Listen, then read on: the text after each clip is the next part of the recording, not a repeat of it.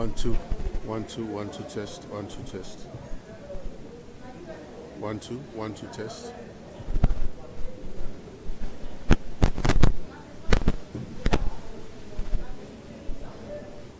One two test. 1 2 test. 1 2 test. You okay?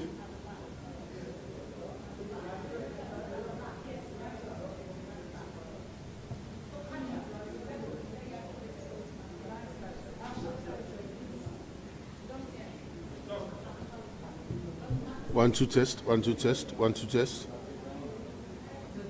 Good.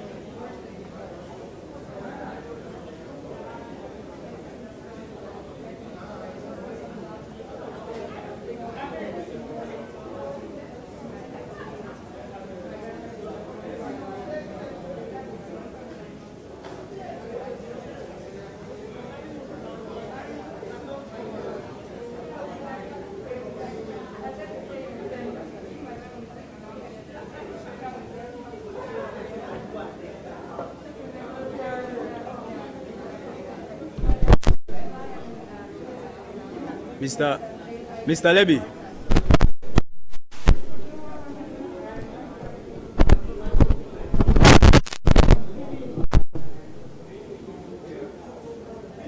Mr. Levy.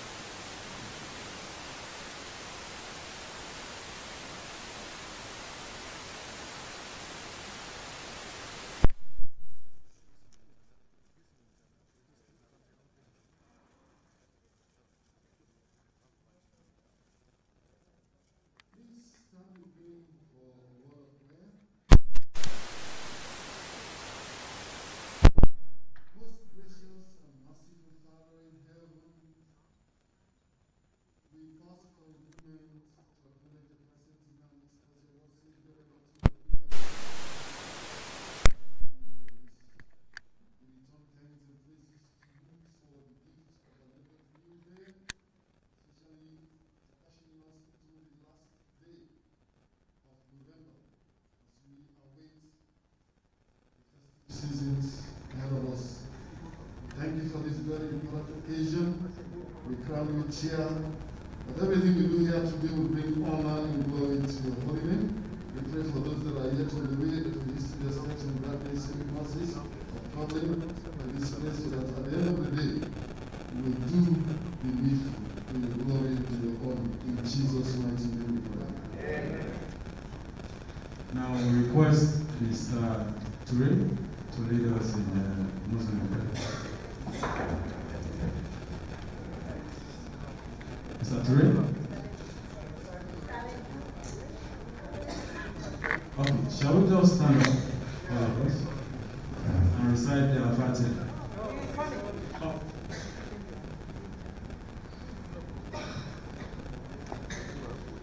أعوذ بالله من الشيطان الرجيم بسم الله الرحمن الرحيم الله لا إله إلا هو الحي القيوم لا تأخذه سنة ولا نوم له ما في السماوات وما في الأرض من ذا الذي يشفع عنده إلا بإذنه يعلم ما بين أيديهم وما خلفهم ولا يحيطون بشيء من علمه الذي مشى وسع كرسيه السماوات والأرض ولا يؤوده حفظهما وهو العلي العظيم اللهم ربنا آتنا في الدنيا حسنة وفي الآخرة حسنة وقنا عذاب النار ربنا ظلمنا أنفسنا وإن تغفر لنا وترحمنا لنكن من الخاسرين ألا لا إله إلا هو الحي القيوم لا تأخذه سنة ولا نوم له ما في السماوات وما في الأرض من ذا الذي يشفع عنده إلا بإذنه نصر من الله وفتح كريم وبشر مؤمنين لا حول ولا قوة إلا بالله العلي العظيم سبحان ربك رب العزة عما يصفون والسلام على المرسلين الحمد لله رب العالمين الفاتحة الرجيم بسم الله الرحمن الرحيم الحمد لله رب العالمين الرحمن الرحيم مالك يوم الدين إياك نعبد وإياك نستعين اهدنا الصراط المستقيم صراط الذين أنعمت عليهم غير المغضوب عليهم ولا الضالين آمين. Thank you very much. And please be seated. Now we have the introduction of the chairperson.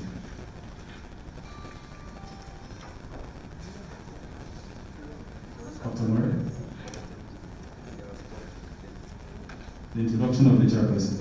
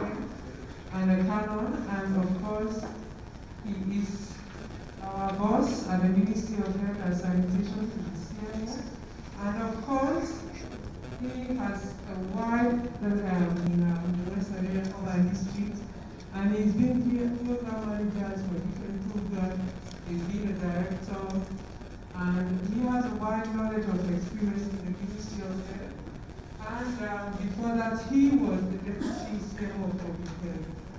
He has so much knowledge on public health issues.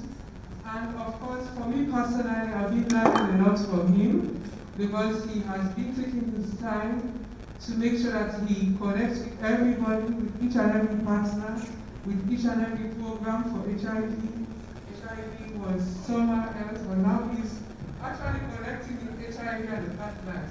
And for that, we thank him on behalf of the whole HIV team and the stakeholders.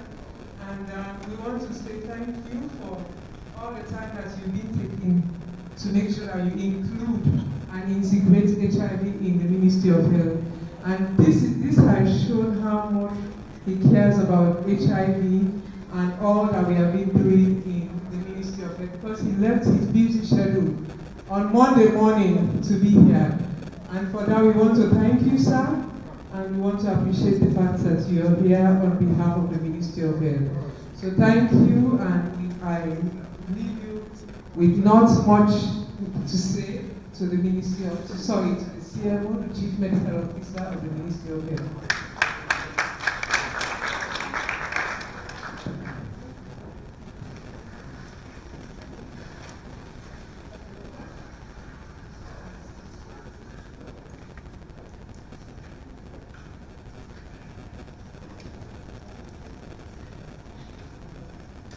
Thank you very much, Sister Mariam Mori, for that brief introduction.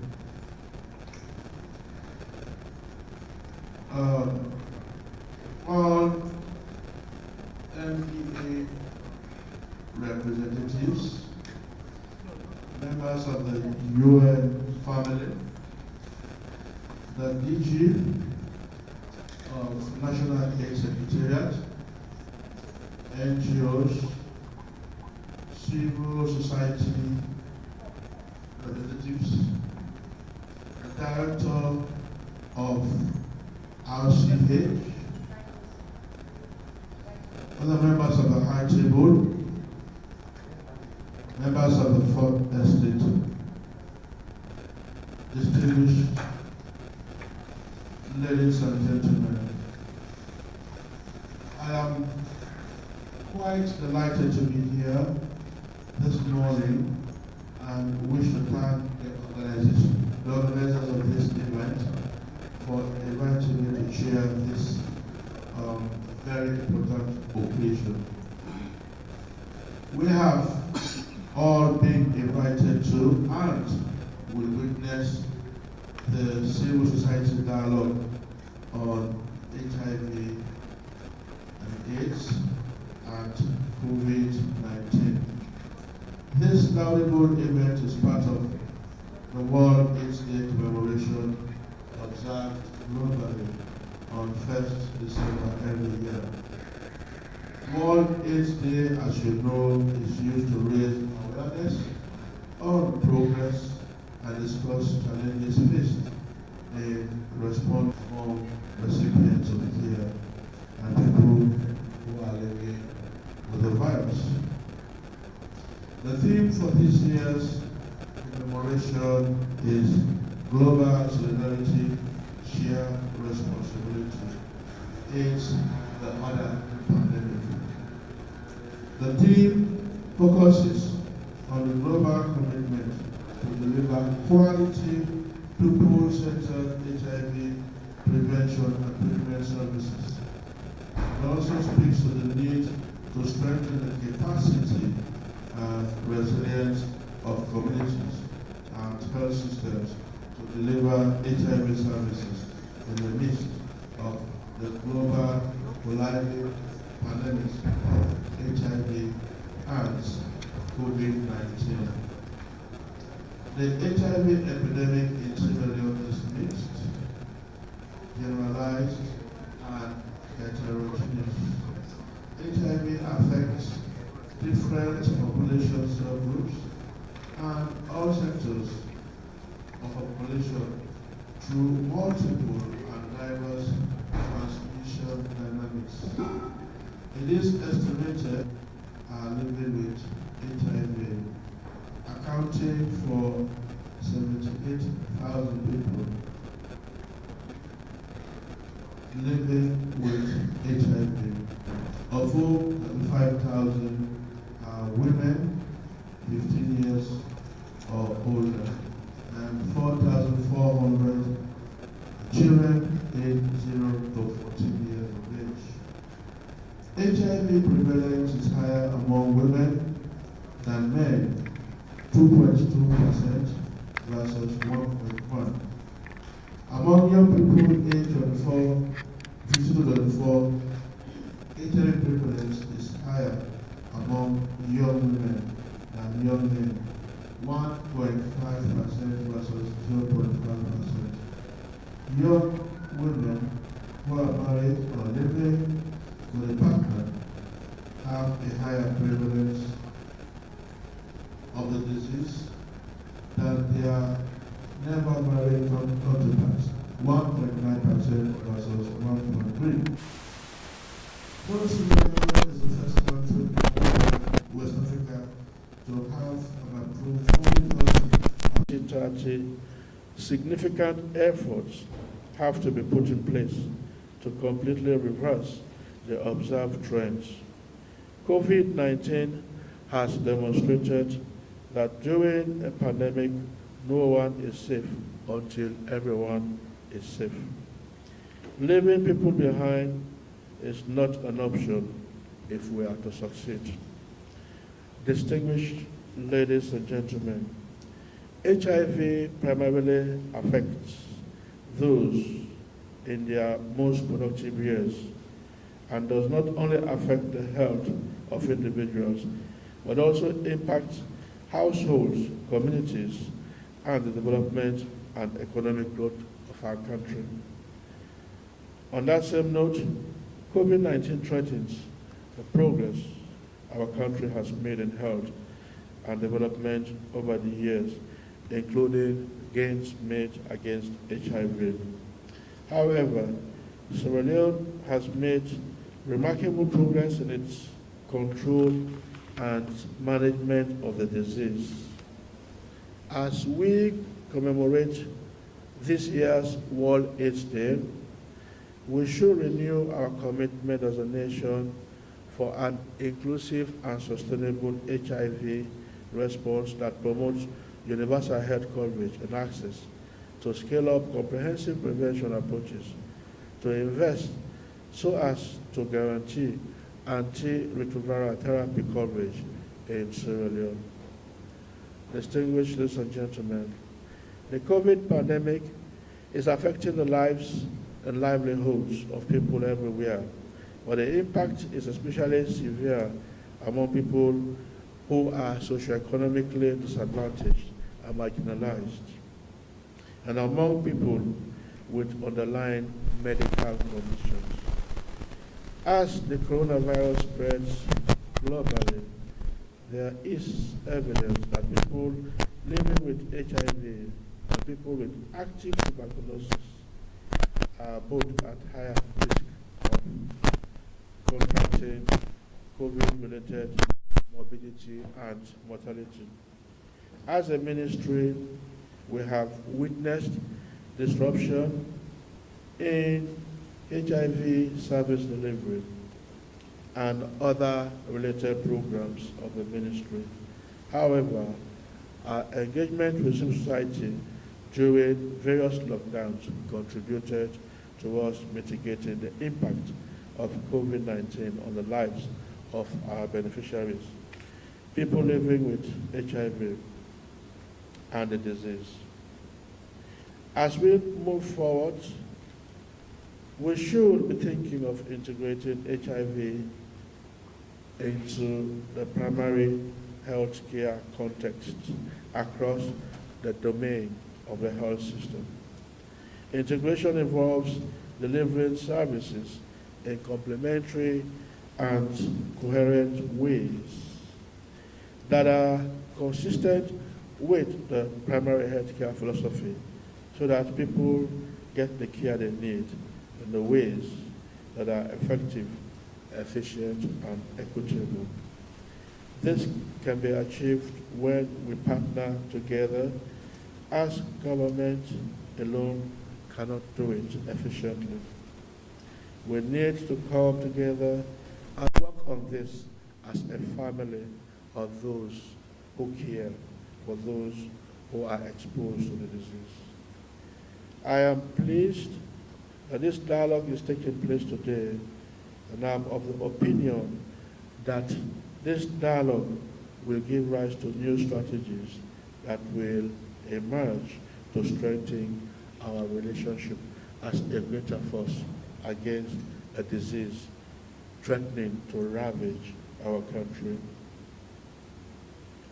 Now, with these remarks, ladies and gentlemen, it gives me the pleasure and the honor as Chief Medical Officer of Sierra Leone to declare this dialogue open. I thank you very much.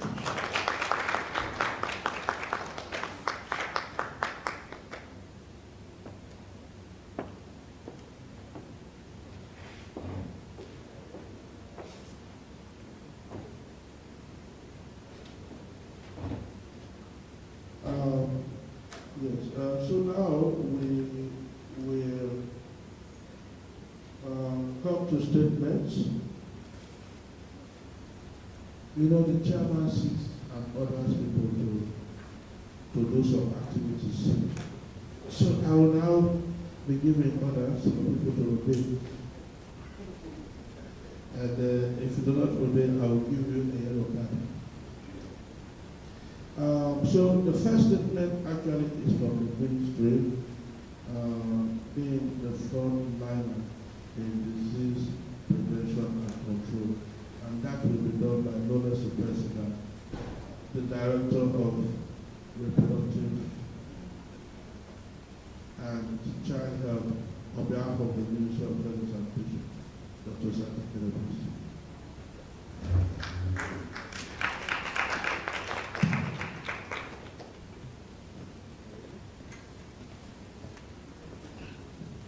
Thank you very much, Mr. Chairman, my boss, who happens to be the Chief Medical Officer.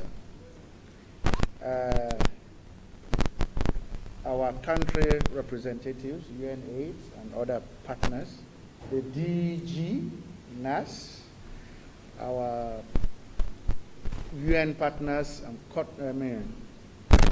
supporting and funding partners that are here, our panelists,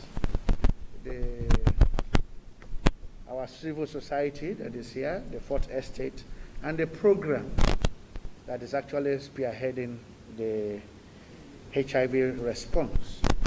I say good morning. It's difficult to really say something when your boss has spoken, but I will try. And I'm happy that we are here in this dialogue for us all to really see how do we improve. What were the few things we have been doing well, but we need to improve upon them. There have been a lot of missed opportunities because of my background that I was once a program manager for NACP. Even without considering HIV, we know there are a lot of inequalities in the system. Gender inequality, socio-economic, and then which even brings more burden to somebody living with HIV.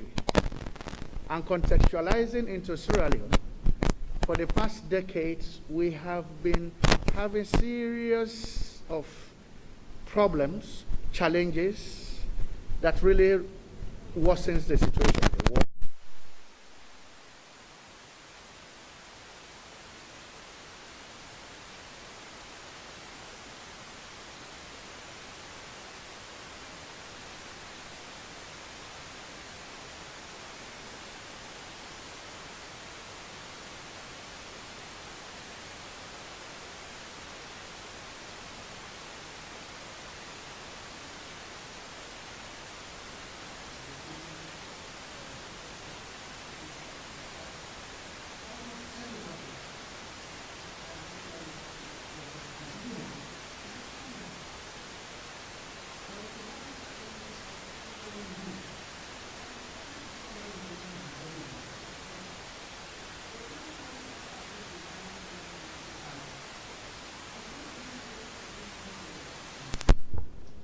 And knowing how potent the drug is, wherein treatment can be prevention, we have not been able to really do it well. And now here is COVID, airborne, both affecting, increasing mortality and morbidity, worsening it for even the people with HIV. And above all, when we talk about the drugs, how much of the drugs, for what population have them all? Do we even have the drugs to give them? Are we doing real investment into the HIV? We are all dependent, mostly, on the Global Fund support. Whilst I was there as program manager, we used to battle with these meager resources coming from Global Fund among partners. Of course, we had few partners that were putting in their own resources. So the term, because it's a global problem, we need to have global solidarity and shared responsibility. I believe it is really important in different ways. We all know what should be our own responsibility in this. We need those that will set up the governance structure and make sure they support it to work. There are those who will come in technically, those with financial, and even ourselves, even those living with the virus. There's a role that we can play to really improve the whole thing.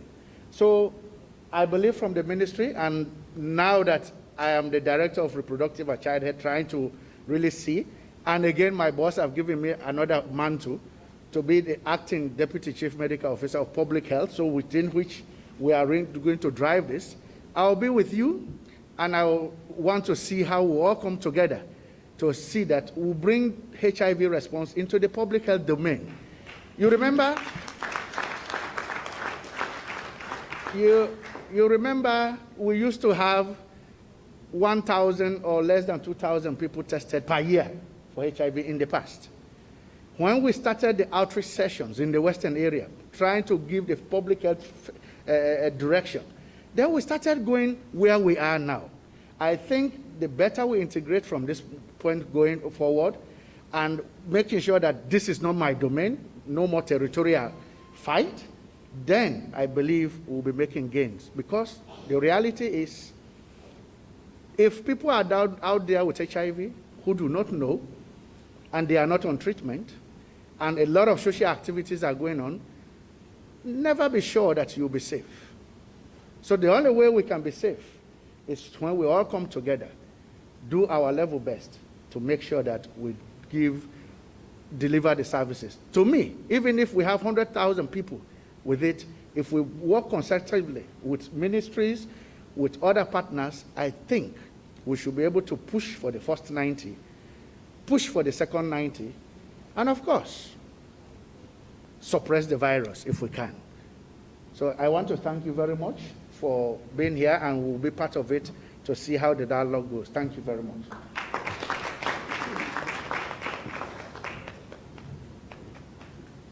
Thank you very much, Dr. Karen.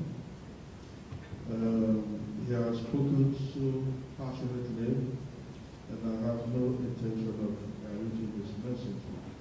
So we'll now hear a statement from the DG of NAS.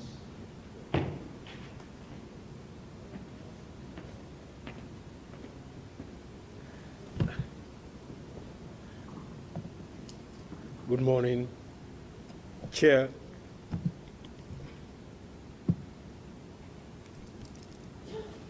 Hello? Is it okay?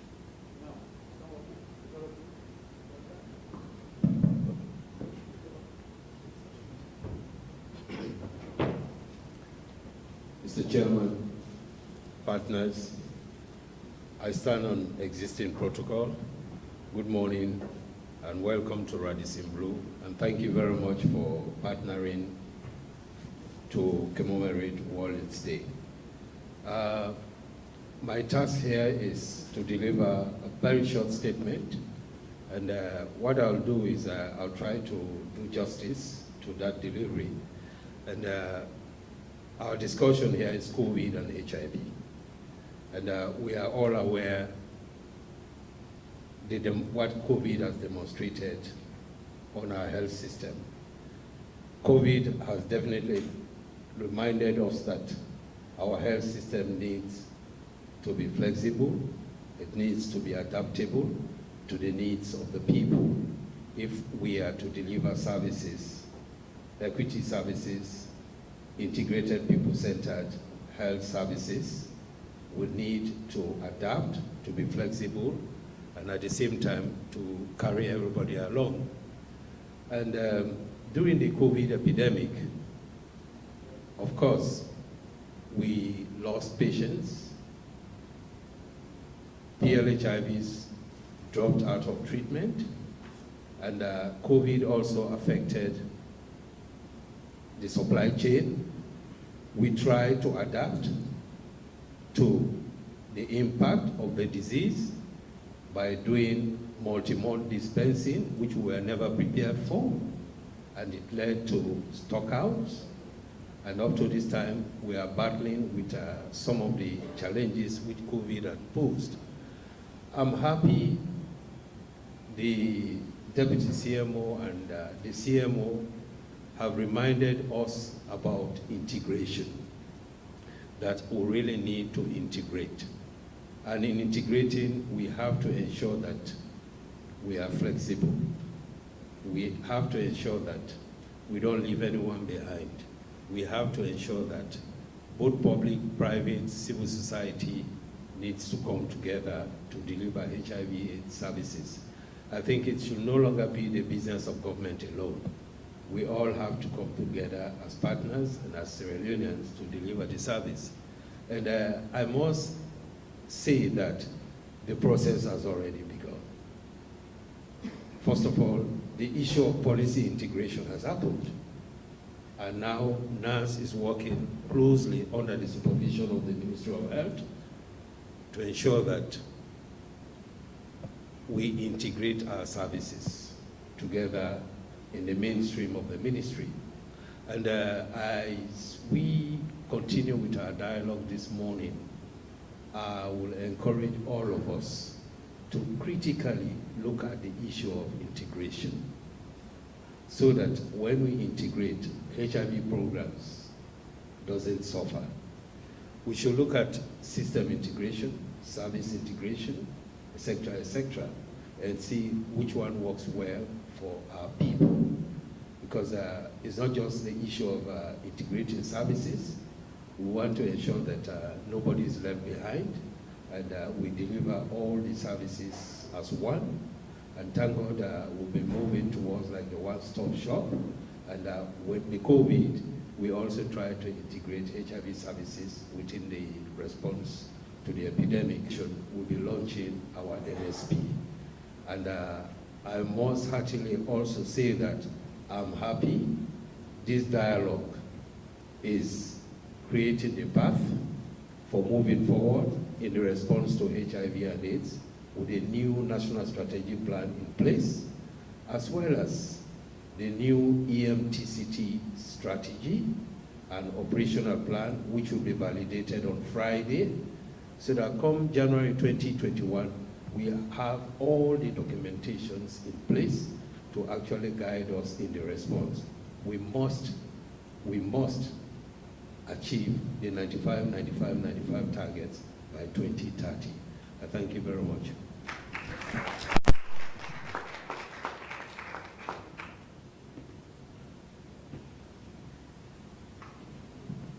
Thank you very much, engineers. You know, it's good to be together as a family, and this is why we want to introduce everyone and us, so that we can speak one language. Now, invite a statement from the country director of UNAIDS.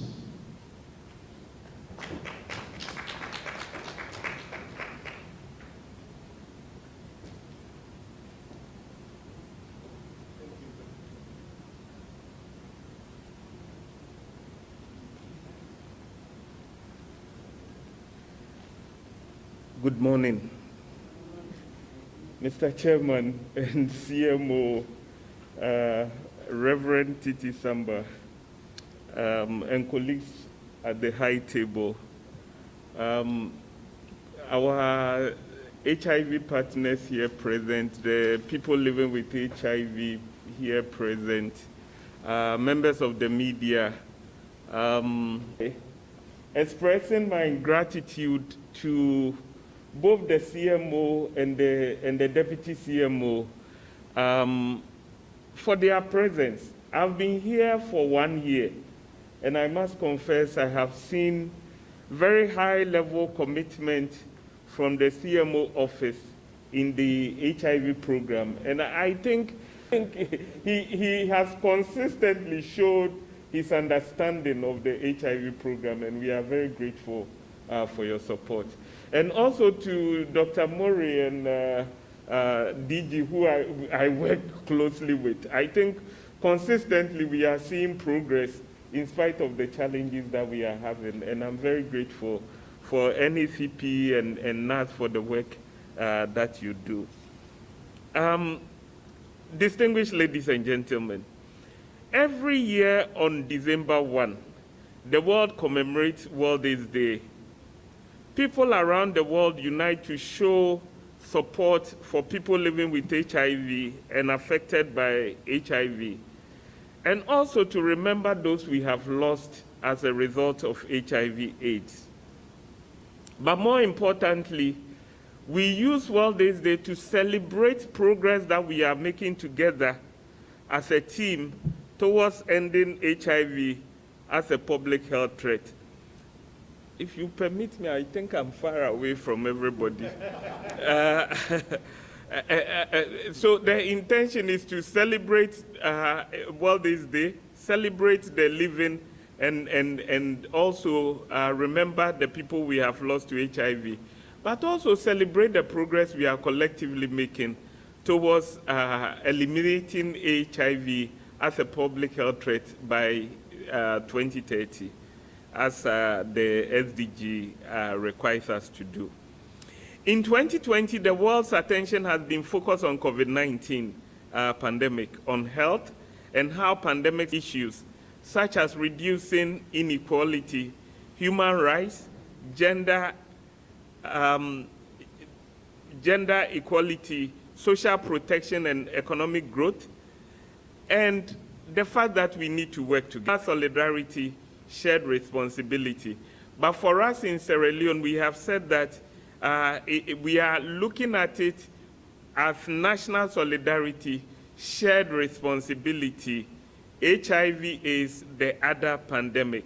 This is just to remind all of us that the colliding epidemic of HIV and AIDS and COVID, and also the other pandemic that we always forget about, the pandemic of SGBV. Remember, we are in the 16 days of activism, and COVID has just shown how vulnerable women and girls can be in the midst of pandemic. We saw it in Ebola, and we are seeing it in COVID.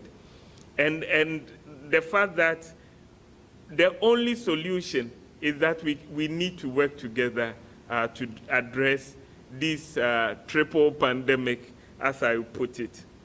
Distinguished ladies and gentlemen, COVID-19 has demonstrated that during a pandemic, no one is safe until everybody is safe. Leaving people behind is not an option if we are to succeed. Eliminating stigma and discrimination, putting people at the center, and grounding our responses in human rights and gender-responsive approaches are key to ending the colliding pandemics of HIV, COVID, and SGBV. The COVID-19 pandemic has also revealed the entrenched inequality, just as the chairman mentioned. The health crisis, like many others, is hitting the poorest and the most vulnerable the hardest.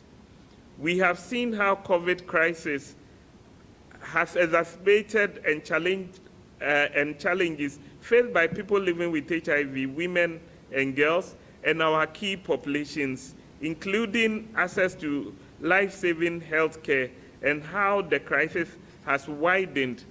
However, this crisis has also been a wake-up call, an opportunity to do things differently, better and together. In any respect, the defeat of AIDS as a public health threat depends on how Sierra Leone and the world responds to COVID. As starts our DSD model, the differentiated service delivery model, by starting to say, okay, instead of giving 1 month prescription to people living with HIV, we will give them 3 months. This is something we hadn't, even though it was in our long-term plan, we had to start implementation. And that is the power of COVID. You've seen that now most of our meetings are on virtual. This is something we were not doing before, but COVID has shown us there is a possibility to do everything that we want to do using technology. The ICASA this year was held virtually, a global conference held virtually. So I think COVID has shown us new opportunities. The leadership and engagement has shown us and continuously showed the way. We have seen countless examples of how community activism and solidarity have once again been paramount in providing people living with HIV with information, services, social protection, and hope. However, such solidarity cannot be the sole responsibility of communities. And I'm happy that AHF, Salties, Christian Aid are supporting natives and the other key population CSOs to organize this meeting and this year's World AIDS Day celebration. And I believe that government, donor partners, faith-led organizations, and other civil society organizations need to contribute to make the world a healthier place.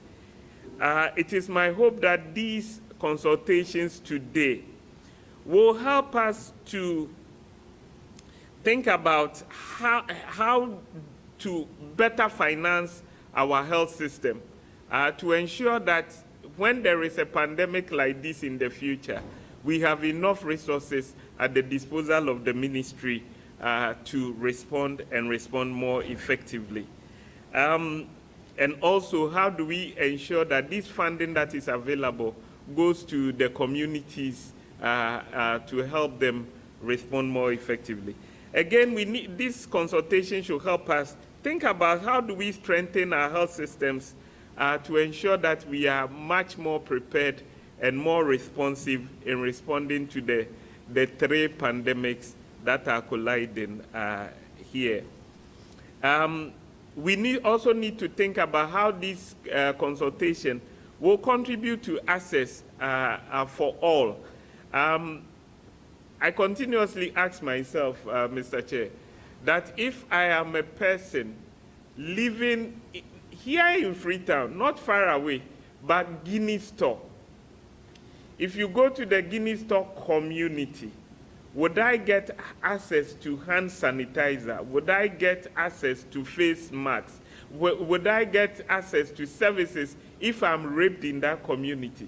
And it's not just there. In all our slums in the city and many places in the country, services are not available to the people who are left behind and who need these services the most. The right of women and girls, we can't run away from, and I use this opportunity to remind us once again that we are still in 16 days of activism.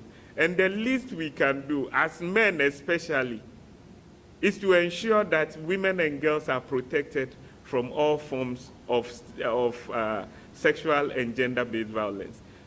Remember, it could be your sister, it could be your daughter, it could be your wife, it could be your neighbor, but it could also be somebody you truly love. So on that note, let me wish you all well in this deliberation, and let's all think about the theme for today, that we need solidarity, we need shared responsibility, and together we can end AIDS, we can end COVID, and we can end SGBV in Sierra Leone. Thank you.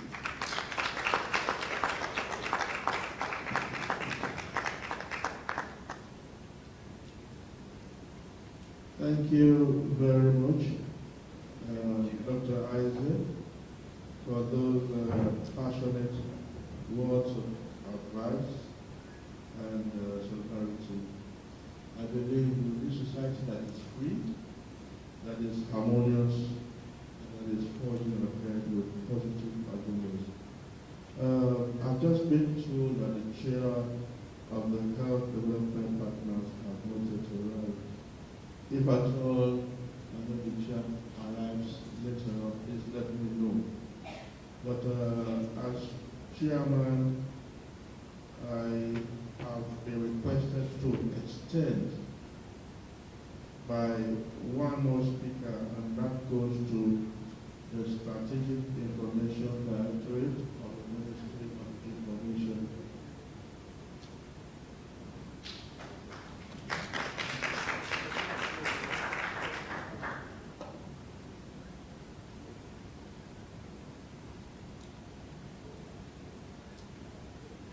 Thank you very much. Good morning, all. I come from the Strategic Communications Unit at the Ministry of Information and Communications. And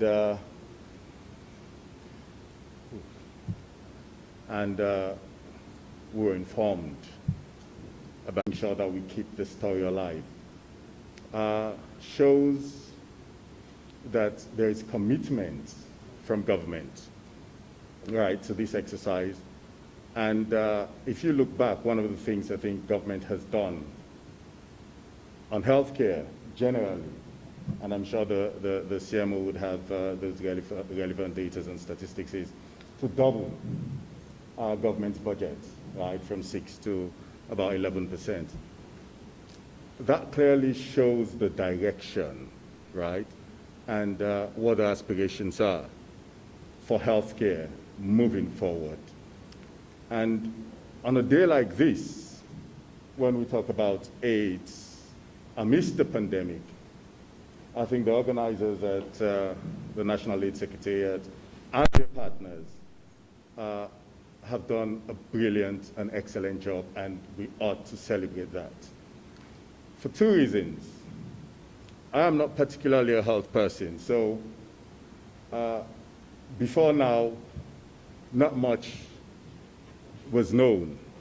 But in following the news, since we reported an index case in this country and looking at global trends, one of the things you get very often is two things. One, those who are in the high risk category, but then second, they also talk about pre-existing conditions, yeah, amidst the pandemic, because you know that there's the likely cases where that require the utmost attention. And I think HIV and AIDS naturally maybe finds itself in that category. It deals with the immune system. The pandemic, COVID, has its own effect and impact on the immune system. So having such an awareness over a period, I think raises the level of importance and awareness that we need to have. And there's necessary and germane discussions about a pandemic, but then also about HIV and AIDS. So one of the things we shall be doing at the Ministry of Information and Communications is also to make sure that these discussions don't end at Radisson Blu. They have to go beyond Radisson Blu. They have to reach communities. And when I say communities, I don't necessarily mean urban areas. These stories should be told in rural communities because they're the ones who don't necessarily get the information in quick and real time. And it is in those communities that for lack of knowledge, most times they don't know what is happening.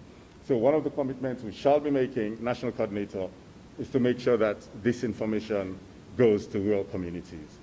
I wish you well in your deliberations, and we look forward to the launch by the Minister, which shows government commitment, and that commitment will remain for as long as the Minister is there and that this government is focused on the broader picture of human capital development.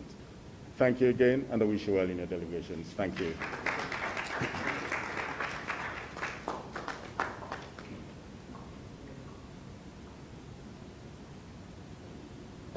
Thank you very much, Director from our Minister of International Communication. So I hope we will heed to the advice. We will not stop here after we finish the books are closed. So when the books are closed, after the blue, the mouth should open. to flow.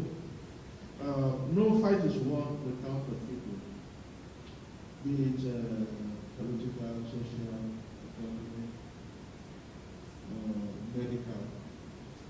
And so therefore, as you embark on this dialogue, we want to make sure that you are voice-to-voice enough, you are informative enough, and you are prudent enough to bring on board the participation of the communities. Without the communities, we will not make this back to. I believe that we should all work together. Certainly, everybody has a role to play. And not too far from distant future, we can put HIV and AIDS behind us. I also want to give this technical advice before I leave. Now that you are launching the national certificate, I've made a policy that all of our certificates for disease prevention and control must have mass interventions. No disease can be overcome without mass interventions, and so we have to make sure that mass interventions actually become part of our certificate. Having said this to Max, I want to thank you for your cooperation during my tenure of office as chair, and I want to hand over to my co-pilot as I have reported the Holy Spirit for other functions, and I wish you a pleasant day. Thank you. We will now go to the panel discussions. I don't know how we are going to stay there or we're coming up here. So we go down. You go down, I think I will sit with you. And thank you very much, Chief, for coming. I will give you the information. As we welcome our panelists, we are going to get information, speeches, on 3 key areas, one divided into 2. But we will be moving around the triple pandemics. HIV has been with us globally, and there were global leadership. There was global leadership, and there still is. Even how we are it now to really steer the whole thing going. It's 2 times, just like the universal health coverage. It's been with us for years. It is only now Africa is holding it to move forward with it.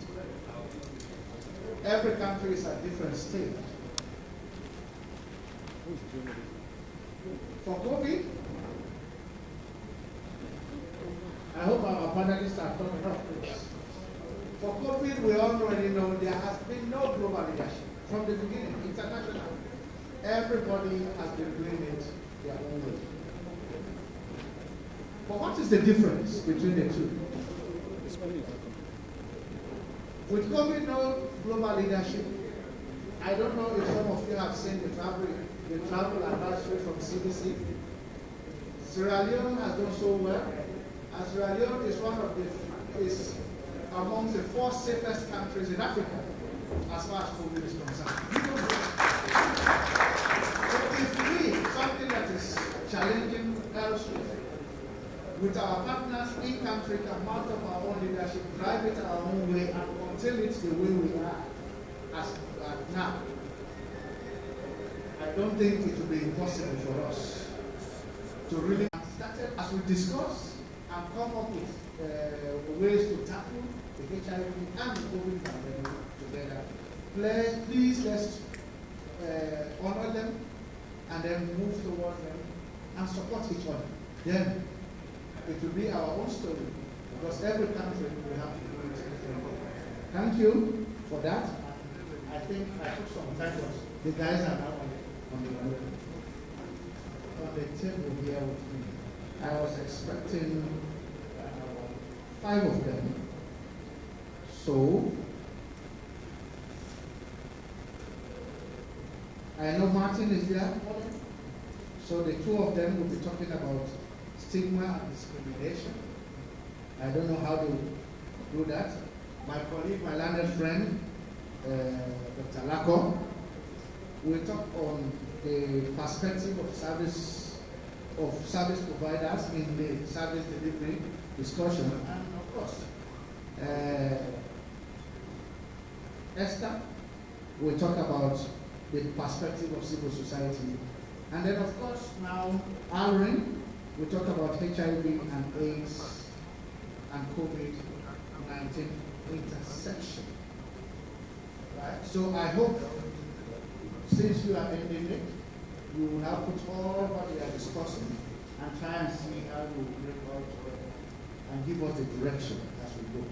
So we'll be hearing about stigma all over, and the stigma is still a challenge in Sierra Leone. From healthcare workers, from even the leadership. We will not be having more champions of late. We will need champions to drive the process going forward.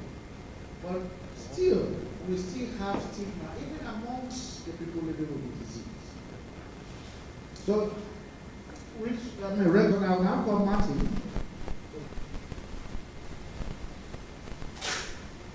So this session will be presented by the two of us, myself and Pauline.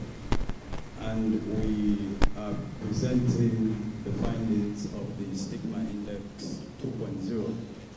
So I just go straight to work. Now, when we talk about stigma, it is actually an unacceptable, undignified action or attitude towards people living with HIV. And so the Stigma Index is designed to explore the experiences, the perception of people living with HIV.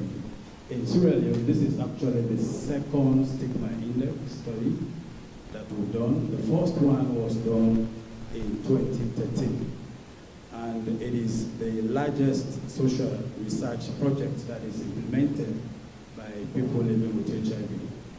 As a matter of fact, we used a mixed method approach, suggesting that we use quantitative and qualitative methods to understand the level of stigma and discrimination experienced by persons living with HIV. So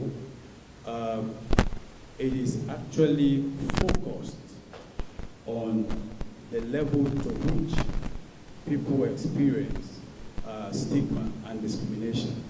And this tool that we use, HIV and AIDS, and people as how PLHIV is experienced, stigma and discrimination. So this finding actually attracts policy attention, and it is important for us to note this.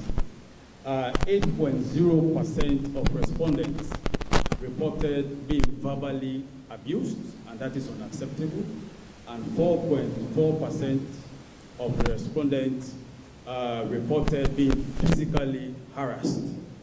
And for key population, these are men who have sex with men, lesbians, bisexual, and sex workers. They too reported that they were being physically harassed. And for community and program attention or intervention, we noted that 85.1% of the respondents found it difficult to tell about their HIV status in the first 12 months of infection. And it is serious, in as much as people cannot disclose or tell anything about their HIV status. And disclosure does not necessarily become easier with time. And then findings that relate to access to work, health, and educational services. We discovered, or the findings show, that 71% reported that testing was done with consent, and that 93.4% reported being on treatment. But then key population avoided health services due to their HIV status. And this is very important, and we may need to take action on this. And then for the attention of community or program intervention, 59.8% worry that their family or partners will find out about their status. So that affects disclosure. And then 63% worry that other people may know. So from here, Pauline will take up.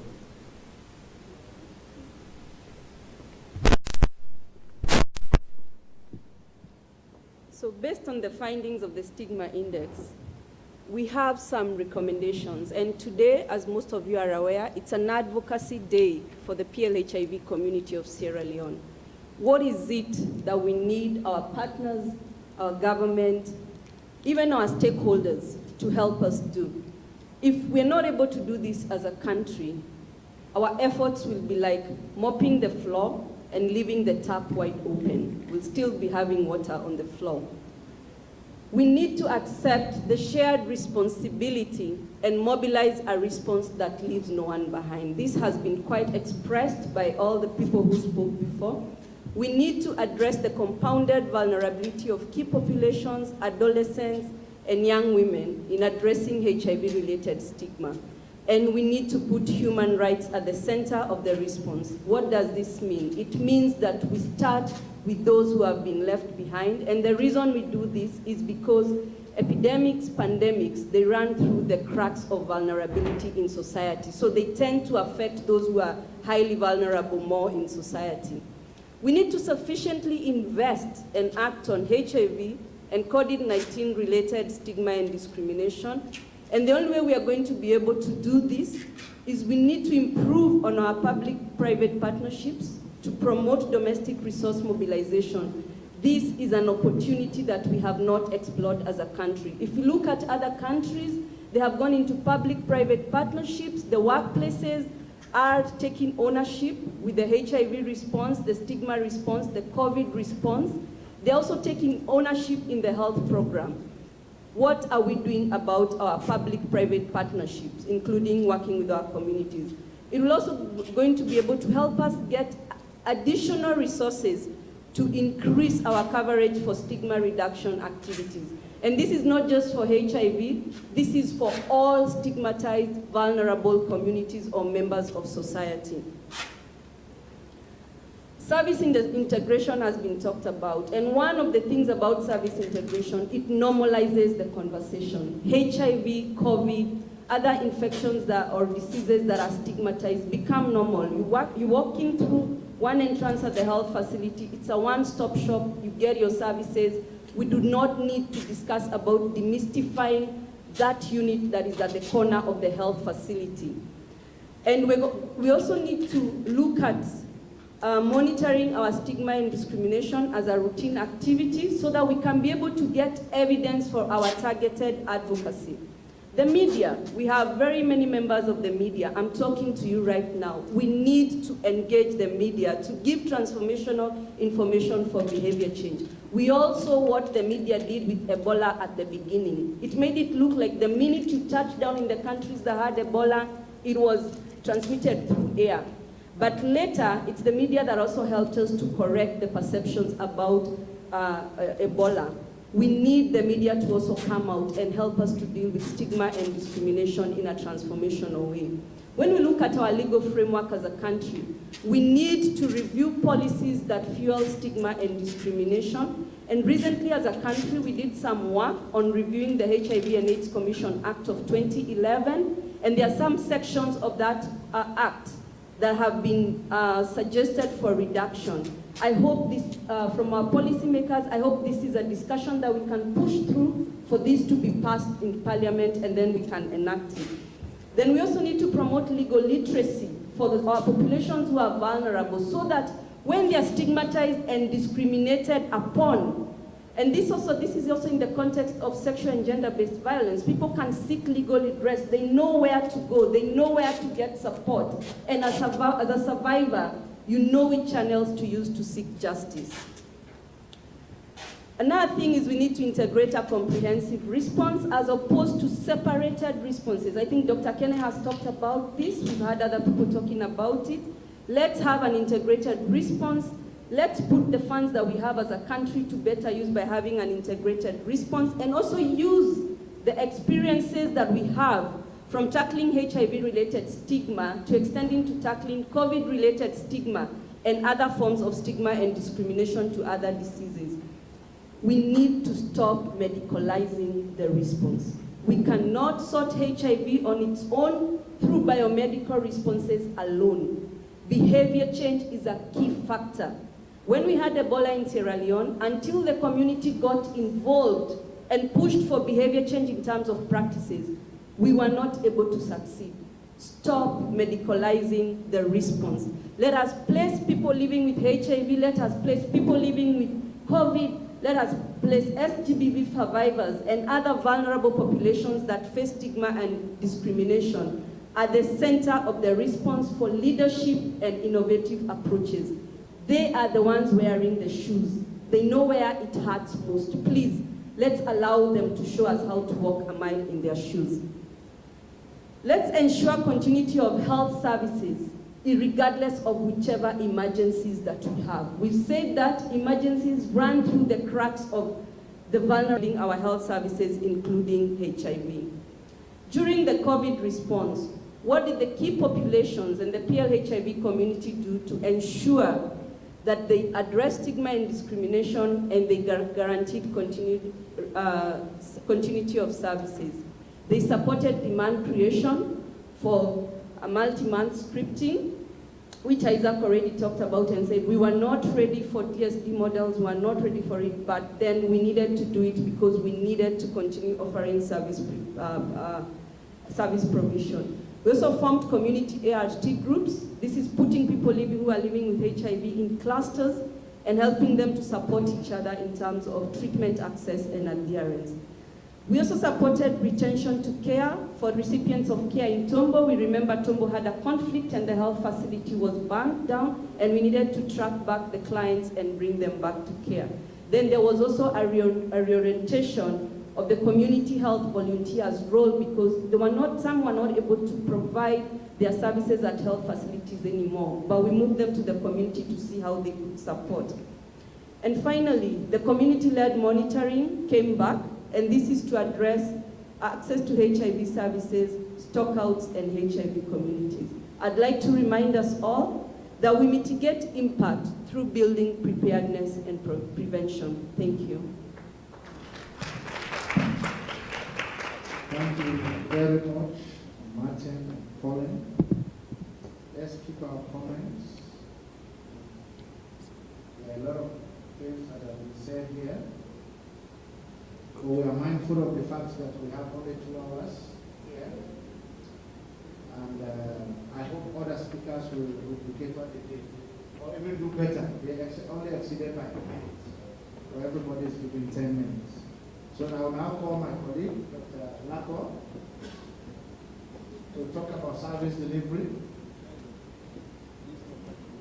from the perspective of the service provider.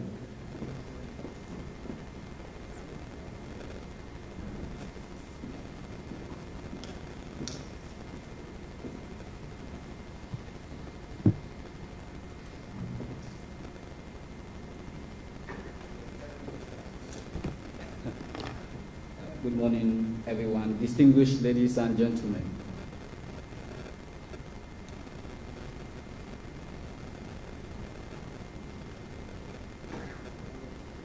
Okay, that's okay.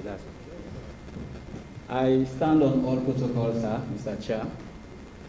I am happy to join colleagues this morning to talk on this very important topic and hear the perspective of the service provider.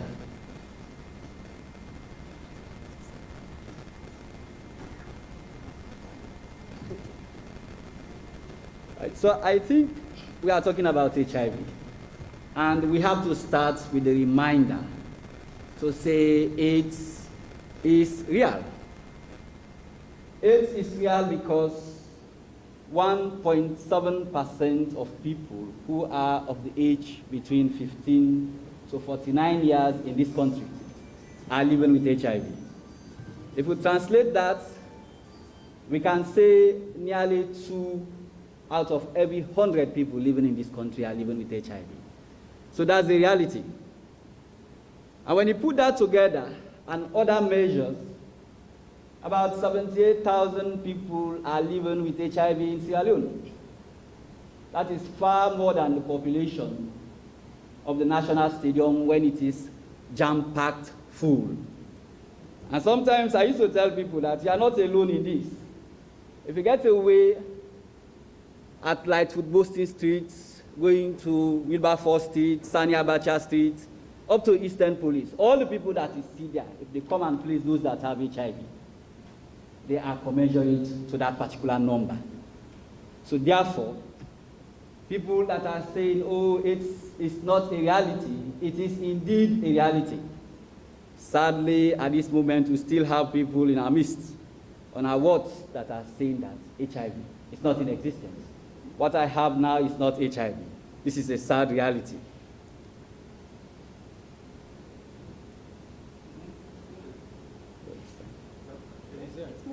It's moving. Oh, I'm very sorry.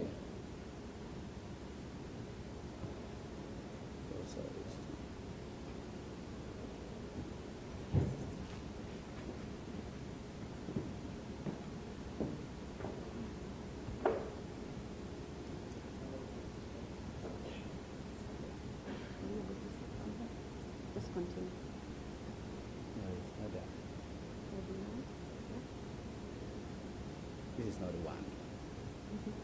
This is the one. This is the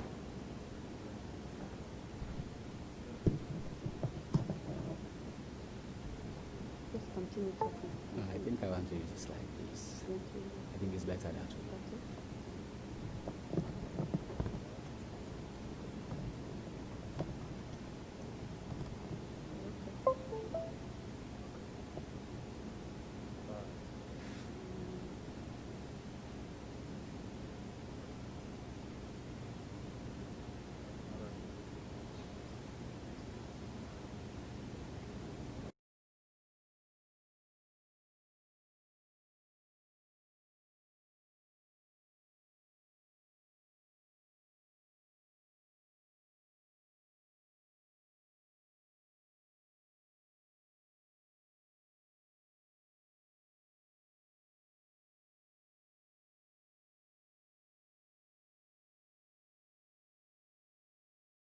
Infection, it's spread from one individual to another.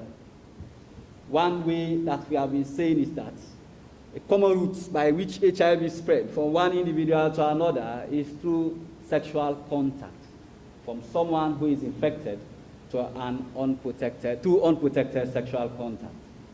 Nobody knows who is infected. I may be infected. So you should not see people and then judge them based on their health status. No. So we should consider everybody to be potentially infected and then make sure that we consistently and correctly use condom.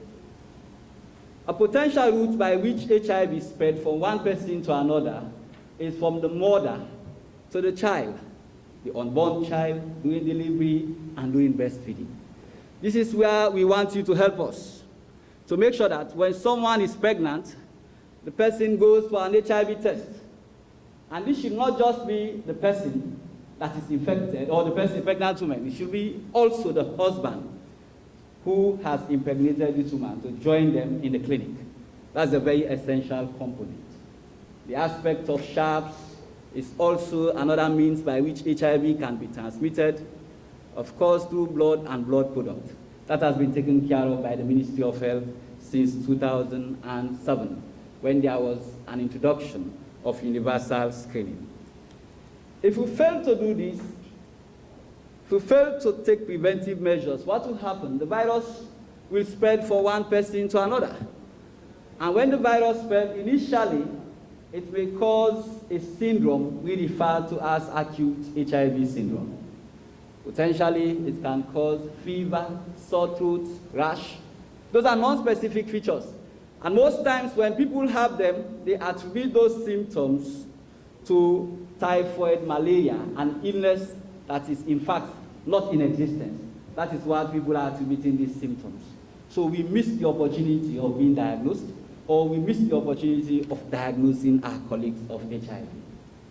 Subsequently, people can go into a phase of what we refer to as asymptomatic. So after being infected, they can remain asymptomatic, that they have no symptoms, no signs suggestive of HIV for a period of an average 8 years. So this is why you should not just judge someone by saying that, oh, you are not infected because you don't have features suggestive of HIV. This is why you should also go for an HIV test, because you are not sure if you are in that particular stage of being chronic asymptomatic stage. If you fail to do so, you might progress into a stage where you may have symptoms, and a stage where you are going to have what they refer to as AIDS. Now, when this happens, a lot of challenges are happening among our people. Now, this condition here, I'm not sure if it is visible, but this is a cancer that occurs in people with HIV. Very disabling to treat, very challenging to handle. So therefore, we don't want people to reach this particular stage. We need to do something about it. Again, there is a condition they call Ronchon in our local language. 1 in every 20 patients that come to our clinic, they have Ronchon. We call it herpes zoster.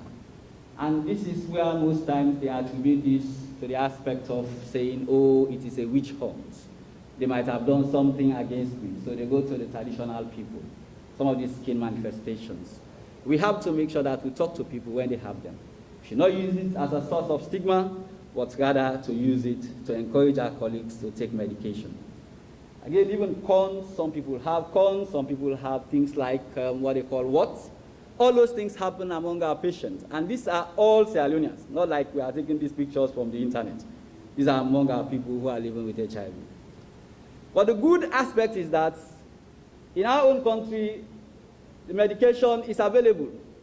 Now we have effective, safe, and free drugs to treat people with HIV in Sierra Leone. And they are available in all government hospitals. So let's pass on this information. Go for an HIV test. If you have HIV, something is going to be done for you. And the treatment is very much effective. Now they are regimen with less side effects. You take them, you don't even know whether you are taking medication. Let's build on our solidarity against this. Why? Because if we don't do that, we might not be able to sustain the viral suppression. You know, if you take treatment effectively, you sustain the suppression of the virus, the amount of which in the system will be very small. And you reduce also the potential that the drug is not working against the virus. So when you do that, overall, people that have HIV, they live a normal life. They are not even as tiny as I am. They might be more healthy. Improve quality of life, and more importantly, there is also a reduction in the risk of spreading the virus from one person to another. So the treatment has a lot of benefits that we need to explore. We need to sell this information that if people take treatment, then it will be better for them. However, we do have challenges, one of which is the impact of public health emergencies on the HIV response. A study was done in Bonn during the Ebola epidemic, and they realized that the testing rate actually declined significantly. So the people that were tested for HIV pre-Ebola, we are far more than the people that are tested for HIV. So yes, pre-Ebola, we are far more than the people that are tested for HIV during Ebola. And similar trend actually is observed during this COVID. Let me just show this data. In the month of April 2019, a total of 518 people were tested for HIV. Correspondingly, when Sierra Leone reported the first case of COVID on the 31st of March, only 120 people were tested in April 2020, after we have declared COVID-19 pandemic. Now, similarly, the trend continues like that. So this shows that in a place where we have a positivity rate of up to 20%, we are missing people because of COVID. So it's a huge problem. And even the admission rate is also significantly affected. You can see during the period before COVID in 2019, April, these are the number of people that were admitted in the hospital. and now that has reduced significantly. We have problems of catastrophic expenditures by people living with HIV. We should consider HIV as a disease of poverty. You know, when you look at AIDS itself, it's an infectious disease of poverty. And these are people that are incurring a huge cost for their care. As a result, it will affect the mortality. There is no way these people can survive if they have to take responsibility of their care. I mean, not the HIV drugs only, but the other aspects of care, investigation, etc. The economic situation and other problems make people to default. So we have a high rate of people that default treatment or that we lost to follow-up. Again, the aspect of frequent stockouts of HIV commodities, medication, tests, those are all problems that we face as service providers. I think we have to work very hard to make sure we correct this anomaly. It's a very big challenge. Also, late presentation and the burden of advanced HIV disease. People are coming very late. That's a big problem. So we have to pass on the message so people come very much early. High HIV-related death. That's a big problem. I can show you statistics. Let's look at what happened in 2019. The mortality, that's the rate at which people die from HIV at Connaught Hospital, is 30%. And now this has increased to 41%. It's very serious. Something must be done. And if you look at it further, let me just show you what happens in the last 3 months. From the month of September, October, November, this one that is just completing, the mortality is 44%, compared to 19% last year at the same time. So the COVID effect is becoming very, very alarming on HIV response. We must do something about this. So therefore, we need to improve on early detection. We make this recommendation very strongly. And we need to strengthen adherence. We need to address the problem of user fees for HIV care. It seems as if the community itself is very weak. I must say this. If the Ebola survivors are able to fight very hard and categorize under the category of free healthcare services, why not the people living with HIV? So the community has to advocate very strongly. We are ready to support you. We have all the necessary information. The condition that you are dealing is an infectious disease of poverty, it's a chronic illness, there is residual inflammatory changes. So a lot of problems. Let's advocate for removal of user fees for people living with HIV. We have to strengthen integration of services. And we are medical people. We agree with the community people to say, let's stop medicalizing the response. HIV is HIV. It's a multi-sectoral approach, so we are ready to support that aspect. I want to thank you very much. There are so many recommendations that we want to make, but because of time, thank you very much. Thank you very much, Dr. Nako. It is clear and explicit. And interestingly, it was the HIV family that actually helped to establish the SLACE organizations. Do we know that? When there was Ebola here, the Ebola survivors group that became so vibrant and pushed their way to be part of the free health care. NAS, LACP, and our constituents in HIV, we actually helped. We did the training, we did all the counseling things, what we have to do. We took advantage of it. Why are we not taking advantage? And if we taught them and they are moving, so we who taught them should be better. So is this stigma that is it? Is it because we don't know? Because as for Ebola, you cannot have it. Yeah, it's a general. For HIV, you can be with it for long without you, so long you don't test, you don't know. Maybe that is it. But we actually have to establish that one. Thank you very much, Doctor. Now, Esther will be talking to us. Service delivery from the perspective of the civil society.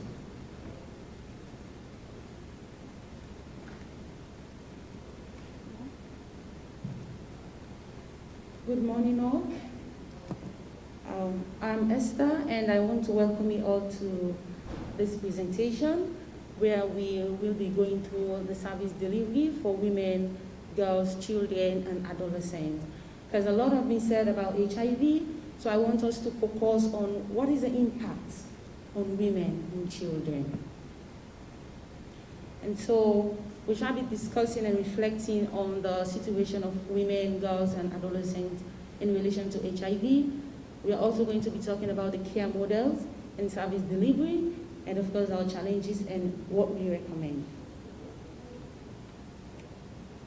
So if we want to reflect on HIV situation, we say women account for more than half of the number of people that are living with HIV in Sierra Leone. We now know from the statistics, we have 1.7% of men and women aged 15 to 49 that are living with HIV. But women, we have 2 times higher prevalence of women than men. That we have 2.2% for women and 1.1% for men. This clearly shows that HIV disproportionately affects women and adolescents, and this is because of what? The vulnerable marriage is not acceptable. Because we are focusing towards that angle, now we are forgetting that our young women are sexually exposed at an early age, and if we want to consider that, then we should think of ways on how to minimize their exposure to early sexual intercourse. And we say much has been done to reduce the mother-to-child transmission, but much more needs to be done in regards to the inequalities and the violence that women and girls face in our society. And lack of access to healthcare services, which implies that women are less able to look after their sexual and reproductive health. They don't have the access, because most of the times, even when you talk about condom use, there is that autonomy with men. These are the men, they always have the power. It's very unlikely for women to detect in certain issues, so they don't take responsibilities of their health. And this is one of the key things that is affecting women. Gender-based violence, we can just emphasize on this, because as it is right now in our country, we are all aware of the sexual and gender-based violence that women are suffering from. And this is something that we need to take up. Dr. Kenny has told us that we need to put effort as men. Please help protect women, especially reducing sexual and gender-based violence. Okay. And if we want to reflect on the adolescents, what is happening with our young girls? We say early sexual debut and low rate of condom use combined with the biological vulnerability of girls has increased the risk of HIV infections. Now, from the statistics we have, the median age for the first sexual intercourse for women is at 16.1 years. So which tells us approximately at age 16, most of our young girls have already been engaged in sexual intercourse, whilst for the boys we have at 18 years. And this is for the age group of around 20 to 49. And per quarter, we notice 26%, which is like age 15, of women have already started sexual intercourse. So we have 26% of our young girls at age 15 that have already started sexual intercourse. And whilst for the men at that same age group, we have only 7%. So anywhere a woman goes, she doubles whatever the man does. So even in terms of sexual exposure, women are more likely to be exposed to sex. And look at the last figure we have, 21, look at the age, 15 to 19. So for our young girls in the communities, at age 15 to 19, majority of these girls have already started childbearing. And these statistics I got from the DHS recently, 2019. And if we continue with what is affecting our girls, we say despite the progress that we have made in the HIV response, our young people, especially young women and girls, continue to be overly affected by HIV. And the prevalence among young people from age 15 to 24 is at 1.0%. But it is 3 times higher in young women than young men at the same age. So for the young girls, we have 1.5%, and for the boys, we have 0.5%. Women are always carrying the heavy burden. Women are suffering. We need to concentrate on our women and our young girls. So it's a limited, directly targeted existing HIV programs to ensure that children and young people are safe. We have to target our strategies, our programs, and focus them on women and children if we want to reduce this prevalence. And the majority of girls do not visit health facilities. Why? Because these facilities are not friendly. And those that are even living with HIV, they continue to suffer with self-esteem issues. We have the ones that are not living with HIV are scared of health facilities. You consider those living with HIV. Consider the trauma, the stigma that they are going through. So they don't visit these health facilities. And there seem to be limited or even no active HIV education programs that are being rolled out in these schools. Because if children at younger age in these schools have access to this information, they are empowered at a young age, then trust me, they will know all the risk reduction strategies and will help to educate the families. Because if you educate one girl in school, trust me, you have educated a household. Because every child is going to relay that information to that particular household, and thus we are going to reach higher populations, which is seen lacking in our country. What have we done? What are the care models that we have done? Because we are aware of the problems, and these are some of the things we've done. We have worked with a group called Voice of Women. I'm sure you guys are here to train and work the mother mentors. These are groups that work towards optimizing facility delivery and to reduce clients who are lost to follow-up, especially women. And also follow-up systems on positive mothers in health facilities. Because we're directly working in the health facilities, we are working with people that are living with HIV. And to continuously monitor them, we have to follow them up. We give health education, we do media sensitizations, and of course, adherence counseling. Most of these conditions that Dr. Lako is emphasizing, that they are coming late, is because most of the time they don't adhere to their medications. So we are doing adherence counseling to ensure that women and girls come and take their medications in the facilities. And of course, condom promotion for prevention. And with regards to adolescents, what have we been doing? Because we have noticed the statistics, we've seen all the figures, they are all pointing towards the girl child. They are all pointing towards women. One thing we focus to do is to increase the demand and access to HIV prevention and treatment services. And by that, we have various little groups that we have formed to ensure that we have girls speak up, women speak up with regards to their issue, and be aware of HIV services. And after awareness, we want to ensure that they are being tested at all levels. Because when you are aware, then you opt for testing. A majority of us seated here, the only time that we will take HIV seriously is when you are waiting for that test result to read. And that's why I encourage all of us to go for HIV testing. So we are also improving testing among women and young girls.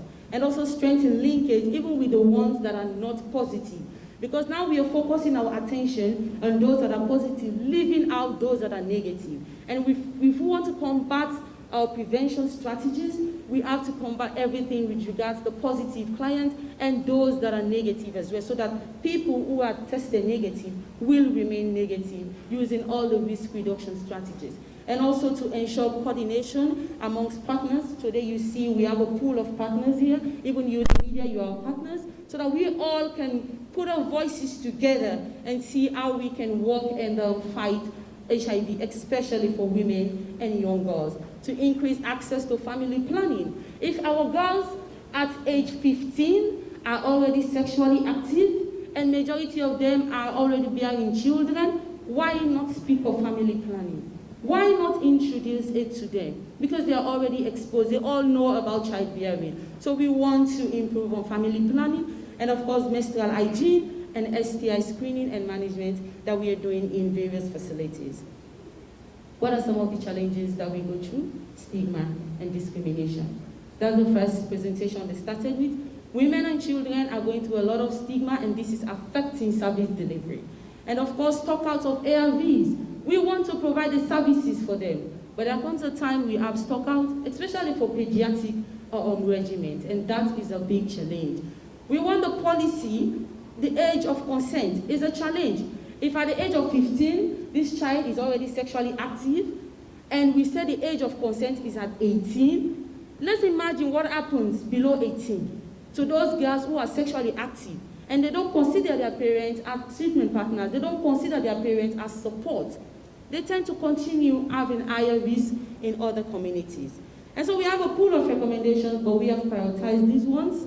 The first one is to review the HIV education sector policy and ensure the gray areas are well defined. Let's go back to the paperwork and see the areas that we need to adjust. And as AIDS activists, we recommend that schools as the center point for disseminating information and education on HIV. We say the school education is a social vaccine. We want HIV messages to be in the school education system, because if these girls are empowered at a young age, then they will be aware on how to reduce the risk and help us educate the rest of the families at home as well. And of course, the state policy makers should maintain the laws and policies, ethical guidelines that enable adolescents who are minors and already exposed to HIV to give their own consent for health services and to receive that in a confidential manner. We want that to happen. And we want all regulatory bodies of healthcare, especially where they train health professionals, so that HIV can be of priority there. And we need a boost up in the adolescent centers in terms of the structure, the equipment, and the staff. We want our girls to feel free when they visit these facilities, and we want every quality service to be provided for them once they reach the services. And so I thank you all for listening to this session of the presentation. Thank you very much. We have all seen how women and children have been affected. I think we can make use of some opportunity within the system already. We have a lot of women's groups that I can tell you outside HIV, in nutrition, a lot of partners all over. So maybe this is really the time for integration. We have them talking about nutrition, have them talking about family planning. We need to bring on board HIV so that these same people, we may not have to open or get new groups because it should be the same people. There was an opportunity, I don't know how far, because we just concluded the school health policy, and now that we are seeing how important we need to go to schools, what I don't know is the involvement of the HIV program in the school health policy development. Because Minister of Education, Minister of Social Welfare, Minister of Health, they are key, and the international partner was here, consultant, and I know all partner directorates and programs in the ministry, we are really contacted. I hope we actually came on board to really see that we include this. And even within COVID, I know HIV was invited. I saw how we worked intimately before the lockdowns. I don't know how effective we were after the lockdown, but we would have really worked, and we still have an opportunity under the surveillance, under the soft mob, and the risk of communication. We will really benefit from those areas. So let's see, COVID is not yet over, and now that we are dialoguing, this is areas we have to really take advantage of and go forward. So thank you very much, Esther. We'll now listen to Dr. Bambi Ari to talk to us about HIV, COVID intersection.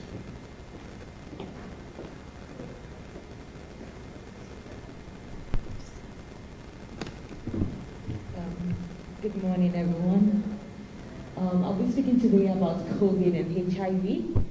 So not just about what we're doing now, but what has been done from the start, and some of the activities that we've done during this period for people living with HIV and the plans for the future. So my presentation outline, I'll be talking about a brief introduction and what the burden is currently, and also about some prioritized interventions that we've done during COVID-19, best practices, challenges, and the way forward. And I'll also mention a bit about the COVID vaccine introduction. So before even COVID-19 was, we had our first positive case in Sierra Leone, the National HIV and AIDS Control Program decided to join the response because there was a team already preparing for COVID-19, because at that time we already heard that COVID-19 is coming, and we know obviously our borders were open then. It's only a matter of time before we get a positive case.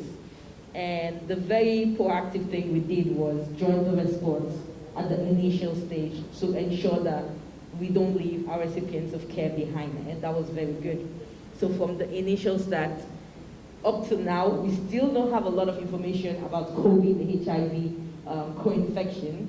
There's still a lot of data and research going on, but however, it is suggested that people living with HIV who are already on treatment, virally suppressed, do not have any marked difference compared to those who are not living with HIV when it comes to COVID-19. So it's not necessarily that those who are HIV positive will have a very bad case of COVID, especially if you're on treatment. There has not been any data to really define that. But we still continue to look at the data there and ensure we provide information to our recipients of care for them to continue the medication, because if you're virally suppressed, you can come, not just HIV, not just COVID, any other illness, you will be able to be strong enough at least to fight it off.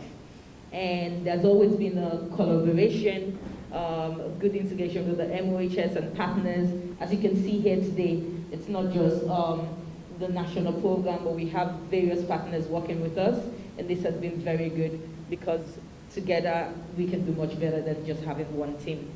And of course, like I mentioned, we were already integrated into the national response to ensure that like HIV services during COVID pandemic will continue without interruption.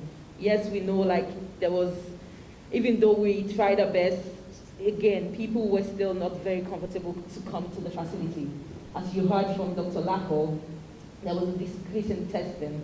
So yes, we were not able to get everybody in for testing, but however, we made sure that we had a staff at the clinics and they were providing care even during the COVID period and up to date.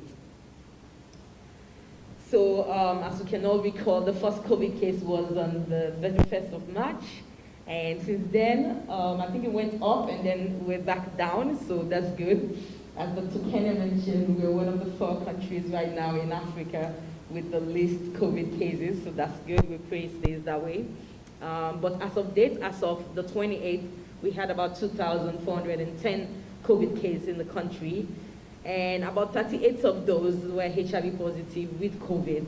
So we still, we've had a decline in the number of cases, especially COVID, HIV, but this is something we're still looking at and ensuring like we're providing care. 9.8% of these cases are also healthcare workers, and we have more, surprisingly, I think from the start of today, everything they've mentioned is that like, oh, women, we have more percentage of this and that, but when it comes to COVID, the men apparently are having more COVID than men, which is quite interesting. There are lots of theories, I'll not get to that. But we've had quite a number of recoveries also, and then a death about just 74, with a case fatality of 3.1%. So what are some of the things we've done during COVID? So like I mentioned, at the initial start, we decided to make plans, what will happen in case we have COVID in the country, and as soon as we got our first case, we decided to put things in place, develop guidelines with support from all our partners to ensure that we don't have interruption in services, and that included what we do, testing, treatment, viral monitoring, like all aspects. So one of the good things was we had a plan, and this plan was disseminated to the team in the field, in Freetown, and to ensure that like what is practiced here is the same thing practiced in the district, to ensure that we have enough stock and just keep track of what's going on. And of course, like you've a lot of people have mentioned today, we fast-track differentiated service delivery. So DSD is mainly ensuring that we provide patient-centered care. What does that mean? We do not generalize care, say like, okay, one size fits all. We ensure that the patient is at the center. Every activity or thing we're doing, we consider the patient, what individual need is. And one of the things we decided to do was to have the 3-monthly supply. So we did not want the clients to come to the facility every month, because again, the hospital was considered a high risk, or is still considered a high risk place, and you don't want the people to be coming as frequent, especially those who are stable. Stable means they've been on their medication for a while and they're doing relatively well. So for those people, they were given 3 monthly supplies and monitored. And if you even prefer going to get your facility, your treatment at home, there was an option for you. And also, we're part of the case management team, and we also help with the development of guidelines, the case management guidelines for people living with HIV that also have HIV and TB. And that was a really good plan, because like we had the whole team supporting these guidelines, so that healthcare workers who are working at community treatment centers, the COVID treatment centers, and even isolation units could have something that will guide them to provide. We have a WhatsApp forum where all of this information is sent on a weekly basis on how many cases we're getting COVID and HIV co-infection. But so far it's looking good, and we haven't got any case in a while. And we also make sure COVID testing was included in the management of COVID cases. So if you get tested and you're positive for COVID-19 and you are taken to a treatment center or isolation unit, you are offered HIV testing. Of course, like, you have to consent to it, but at least there's this option that you cancel. And if you're positive, you will have access to care right there and there, depending on if you're ready for treatment. But we ensure that, like, we start your treatment as soon as possible, and we refer you after that. We really ensure that it doesn't stop just during the COVID time. We ensure that, like, when you leave the treatment center, you're taken to a health facility where, like, you continue your care. So these are some of the models I was talking about for differentiated service delivery. We have either facility model or community model. So depending on what you want, that's what I mean, like, the patients at the center is not what we think we want, but what it's easier for the client. So if the clients feel like they can take their, like, no, I'll prefer taking it at home, you can drop it off at my house, or like a specific point, say, okay, meet me PZ, we'll meet you there and get your medication there. Or at a support group, like NetTips has a lot of support groups that they meet from time to time, so we could get your medication from those places also. As you can see in the picture, this was during COVID, or we still have COVID, so during these times where the staff and people are actually going to the field and looking for clients to give them their refill. So we conducted training when we developed our guidelines for COVID-19. Stock out of ARVs, and of course COVID came with more stock out, because even though we had issues, the borders were locked, so some of the medications are still delayed, but hopefully in the future there's something we can learn how to tackle and not get frequent stock out of ARVs. And of course, human resources is always an issue. We need more people, especially when it comes to ART distribution in the field. So I hope this is something the ministry also will look at and ensure that we have more staff at our centers. And something we're still thinking about, so with the questions, and data is very important, and research is one of the ways we get at. And I think Dr. Kenny has mentioned more ways how we can do this and collaborate with other partners, like he mentioned already, the school health program. That's a good one. Scale up our DSD. We also need to strengthen our supply chain system so that we don't get stock out. And the good news is, I'm sure a lot of people have heard about the vaccine, and so hopefully we'll have vaccine also in country. So I'll just speak briefly about that. The vaccine distribution phase, we need community mobilization, sensitization, vaccination, and tracking and reporting. So all of us have to be involved in this process. It's not just a one-man thing. So we have to continue to just work together and ensure we provide the best quality care we can, and together we can end the AIDS epidemic. Thank you very much. Thank you very much, Aaron. We will now come to discussions. Is there somebody who will be coordinating the phoning? I'm saying something, discussions to phoning. We are expecting people listening or watching over TV to ask questions. I hope that is put in place already. Otherwise, it will only be us in here. So, questions, comments, issues for clarification?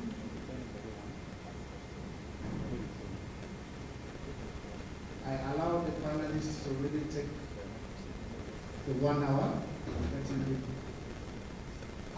Okay, so we'll get up we'll take 3 or 4. Your name. Okay, 1, 2. Thank you very much, Mr. Chair. I am Saeed Conte. I come from the Ministry of Education. I'm glad that everybody now knows that education is key for development of anything whatsoever. And let me framework. We put some of these things as emerging issues, because we did not know that Ebola was coming. Neither did we know that COVID was coming, but we put it under emerging issues. And all these have now been subsumed. We have now put them under the curriculum and the syllabus. We have just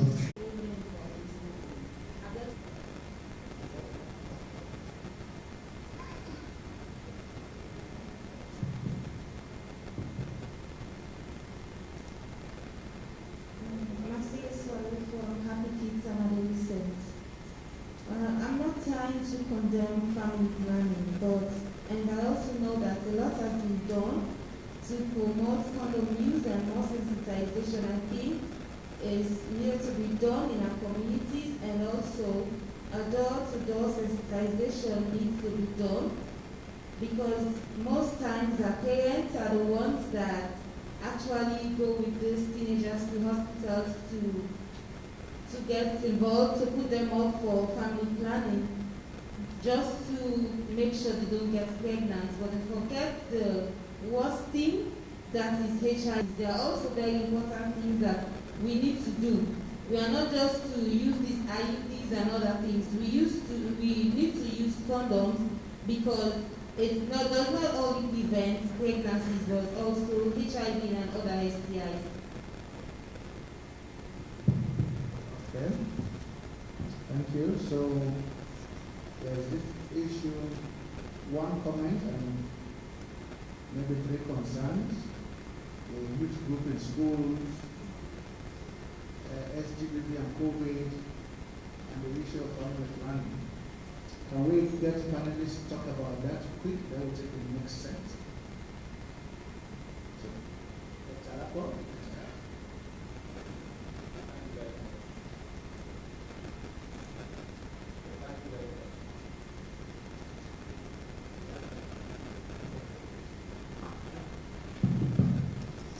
So thank you very much. Actually, I'm going to take the concern by someone which talks about SPGB and COVID-19. And the person is requesting for differences. Now, frankly speaking, COVID-19 is an infection, while sexual and gender-based violence is an act. So when you look at it in terms of things, those are all potential problems that affect the population. So sexual and gender-based violence is a problem that affects the population on its own. Some of the differences between the two.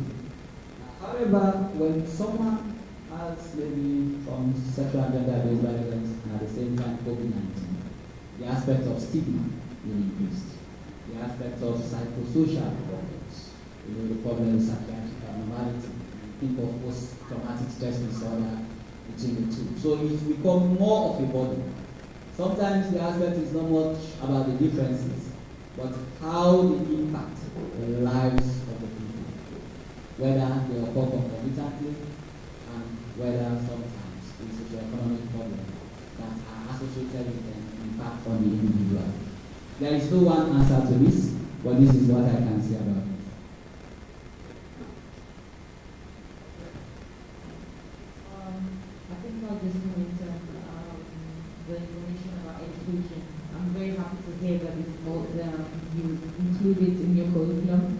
I just have a request. I don't know if this has been done already, like involving some of the key players, like the national program and some of these developments.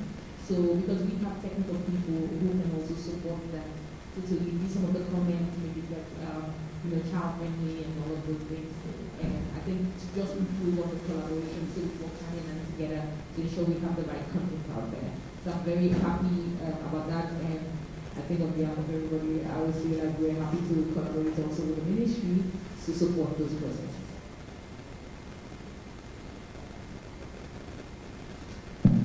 Thank you very much. So we'll take anything, sir? In regard to the youth, one of the key challenges we have in most of our countries, including Sierra Leone, is that we are not investing in the voice of the youth. We have over 40-year-olds calling themselves youths, representing the voice of the youth. At 40 years, you already had your life way before. It's different right now. What views of the youth are you going to represent? We need to invest in our youth. And when I talk about investing in our youth, I'm talking about we need to support them and show them how to mobilize resources. We first need to mobilize resources for them, not spend those resources on their behalf.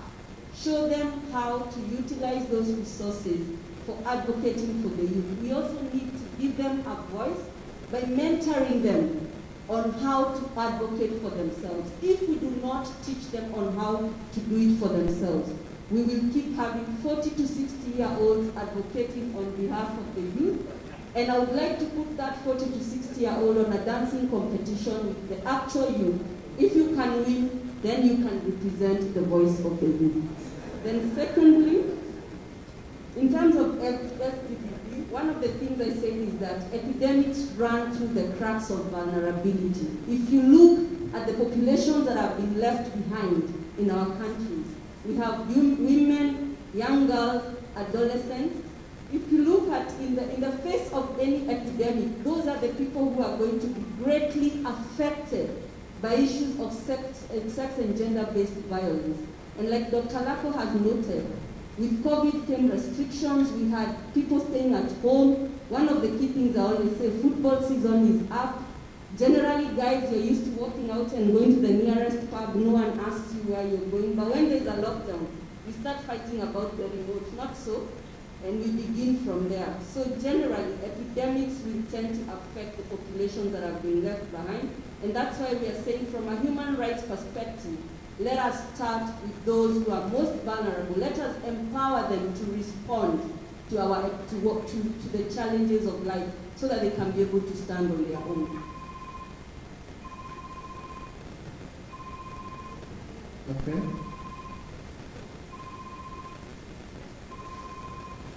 Okay. So we have 1, 2, 3, 1, 2, 3, 4.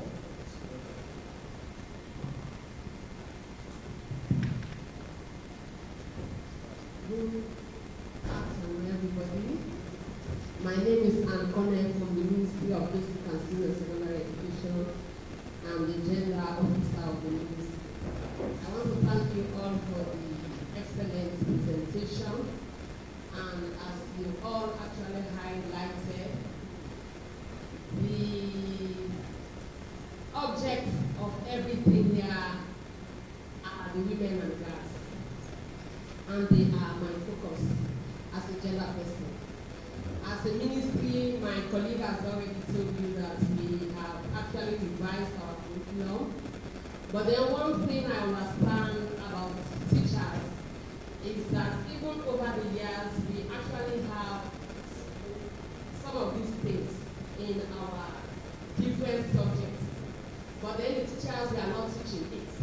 So as a gender person of the ministry, I usually collaborate with other MBAs to actually develop materials to help even the teachers.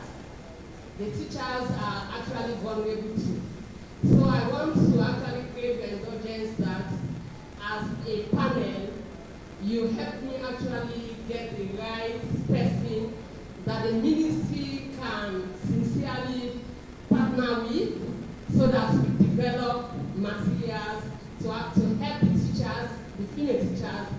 the girls of the school. Worse still, now we have a policy that pregnant girls should attend school. And among the data you've collected, they are also key. So, and confidentiality is also very, very important. So I want us to actually hand heads after here, as you rightly said, the dialogue should not stop here, so that the dialogue further to develop strategies as to how we can actually implement this thing. Thank you very much.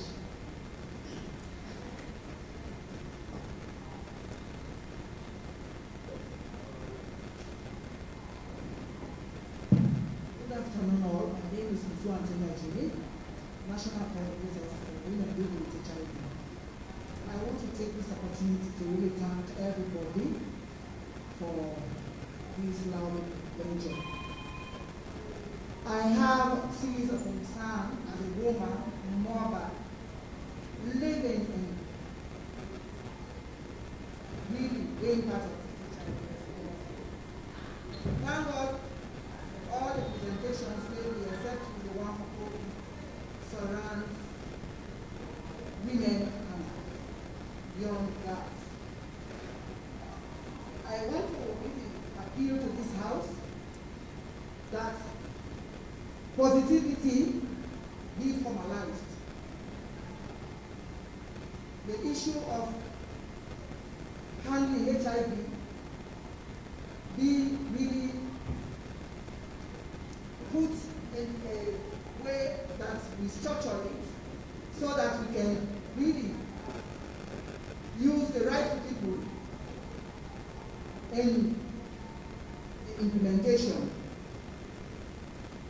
Commodities, stockhouse, that came out in our presentations, and I wonder how best we can do the work if commodities are almost always stocked out. Right from HIV test kits, EID for our babies. I want to tell this house that for the past 3 months, I continue to plead for our children from exposed babies from positive mothers haven't got the opportunity to be tested 6 weeks after birth. We do not have any EID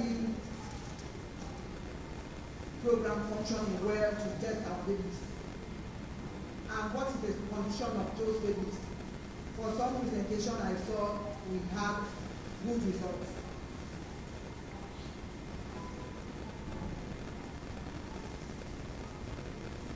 For retention and adherence on treatment, you who give us this treatment knows how difficult it is to really continue treatment. It's lifelong, it's no joke. But how do you have to go with it? You have to really have some other opportunities to be surrounded the treatment. Far too long we have been just concentrating on this global form, which gives us so much headache in this country. So much, even for us, who the global form they feel they are providing for us, we are tired of them. Because the conditionalities are so much.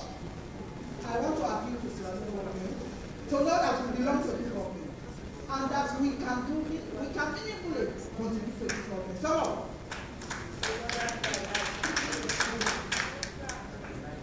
the issue of support to people living with HIV, you have said it all. Poverty is a better thing. For instance, we can see online, some other partners say, you are working, what is my salary? Who has ever asked me my salary, which cannot even go to 800,000? It's a stipend. And my women, here are they. Something that people have to walk in the street, definitely in the night, no matter our status, to have your survivor for your children. Yes, I want to say this here today as my own HIV commemoration speech, because it's a burden. We do not have any support that sustains us far too long till today. And then we are talking about 2030 elimination.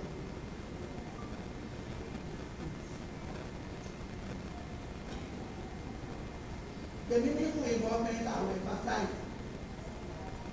Please, let's have the different players who are really in the HIV fight to do the implementations.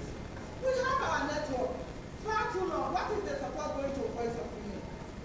Happy Kids. What is it? Nobody cannot vouch that we have supported Voice of Women this year or last year. For the past 3 years, we just did that by ourselves. But we are right on the paper, Voice of Women. Where are we? And how are we going? I really want this house to use this dialogue as a way down. Okay. Yeah, thank you. Thank you very much. I hope what she has said, we will not repeat it again, because she said a lot. And I have just been informed that we must leave this place by 1:30. So we have only 8 minutes to yes, sir. Yeah, just a few things. Number one has to do with young people should be below the age of 40. And the lady on the table was suggesting that if you're 60, somehow you cannot pass for a young person. I have seen 60-year-olds on the dance floor, and boy, they look younger than 20, in my view. But I mean, the critical point for me is this, and this is an experience. Just last week, I traveled to Thailand. I was on a trip with His Excellency the President, and I think it was particularly in Jojima, talking about protecting young girls and what is the best approach. Now I know that Her Excellency the First Lady, yeah, on protecting girls and making sure that they have access to education and sexual-based violence and all this. And it is the same for His Excellency the President. Well, in Jojima, somehow I was sat around a certain place by, what do you call it, the clock tower. And I met an old woman. This old woman was proudly showing us her daughter, granddaughter, and interestingly enough, the granddaughter didn't look about 13 to me, even though she was saying she's 15. And there was another one just next. They were both friends.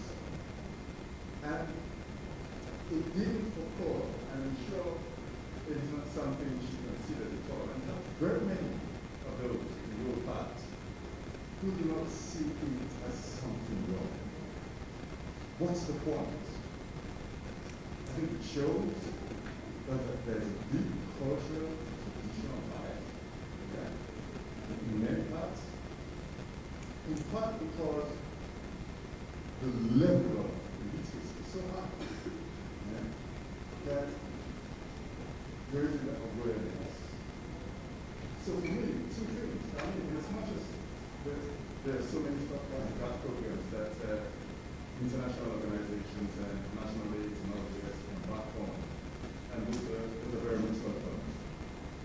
The latter point for me is this: until we can change the trajectory in terms of the number of cases, yeah, which isn't encouraging, number one. Second, until we get to rural parts, yeah, and that's what the emphasis is. Urban areas, multi-party always have the tendency to get with an understanding of those communities, by whatever means, I think will be going to affect and impact communities, rural communities, that don't necessarily get these information at the time. I think it should be one of the things more important that should be considered as a way to move forward.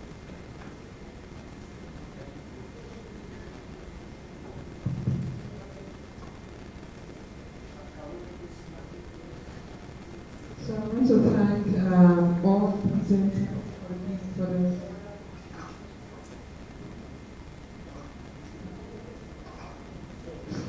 for the wonderful presentation, and also the ones who have asked questions. For the Ministry of Education, I want to tell you that Mr. Ponte and the gender officer want to tell you that we are available at the National HIV/AIDS Control Program. We pick up with Mr. Ponte since our UPI. We plan campaigns together, so I believe we'll be able to work and see how we can integrate HIV into the school health program. Because like me, the first HIV knowledge I did was in school.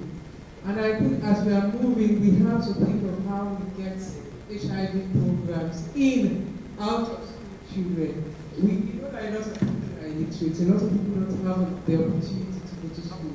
A lot of people sell in the market, they are not at school, they are in the street selling. We need to see how we can get HIV medicine to them. Because most of them, I mean, the number of children who are out of school may be more, or young girls who are out of school may be more than the ones who are in school. So we need to see how we can get these messages across. And I will reiterate the fact that we have to make sure that when we leave here, we have to make sure that we continue the HIV fight. Because it's not about being negative now. I know a lawyer who was asking me, oh, HIV is still there. HIV is still like Ebola that came and went away. When we were small, HIV was seen as, oh, HIV is a sequel a kill. HIV will kill you if you have it. But we have seen since the early 2000s, we have now seen that there are drugs that can keep you alive. People have been taking their drugs for over 30 years. And they are still alive, they are still doing well. When you see them, you won't even know, you know the lights on their face. You know, so at the end of the day, we have to make sure that we keep this. And the ones who are positive, we have to make sure that we practice safe sex. So at the end of the day, you use condoms when you are maybe going out of the family home, when you're going to apply for a sleep. You have to make sure that you use condoms so that you protect the next person. For the ones who are not positive now, we have to maintain the non-positive status. We have to make sure that we increase the condom use. We have to make sure that people know that when they are out of, you know, we have ABCs, abstinence, be faithful, use a condom. And we have, praise God, we have the church, we have reverend, we have an imam here. I know we don't talk about having sex before marriage, but we have to make sure that the HIV talk is in the church, because that is where you have everybody. I either go to a church or I go to a mosque. That's where we listen to what our pastors and our pastors will end up being dead. At the end of the day, the people who are paying tithe will end up being not knowing what is available for them. And we have to make sure that we all know that there is the complete service of HIV care. There is a continuum of care.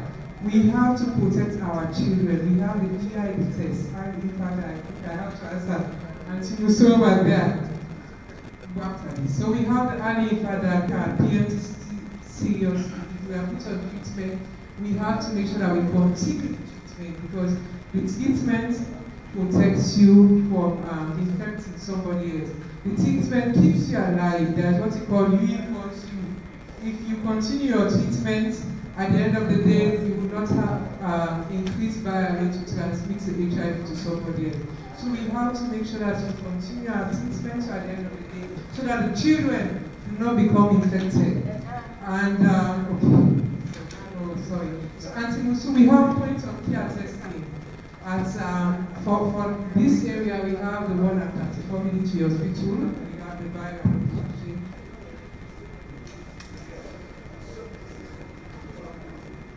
Maybe, is it very short? Please. Thank you very much. I serve as National Coordinator for the Interreligious Council of Sierra Leone. We have that as part of the practices to our religious leaders across the country. So this question for you. When is Sierra Leone going to have an authentic, reliable, or realistic figure on the HIV population? And when can we be convinced that the trend of transmission is reversing in light of all the multifarious interventions or approaches from our partners?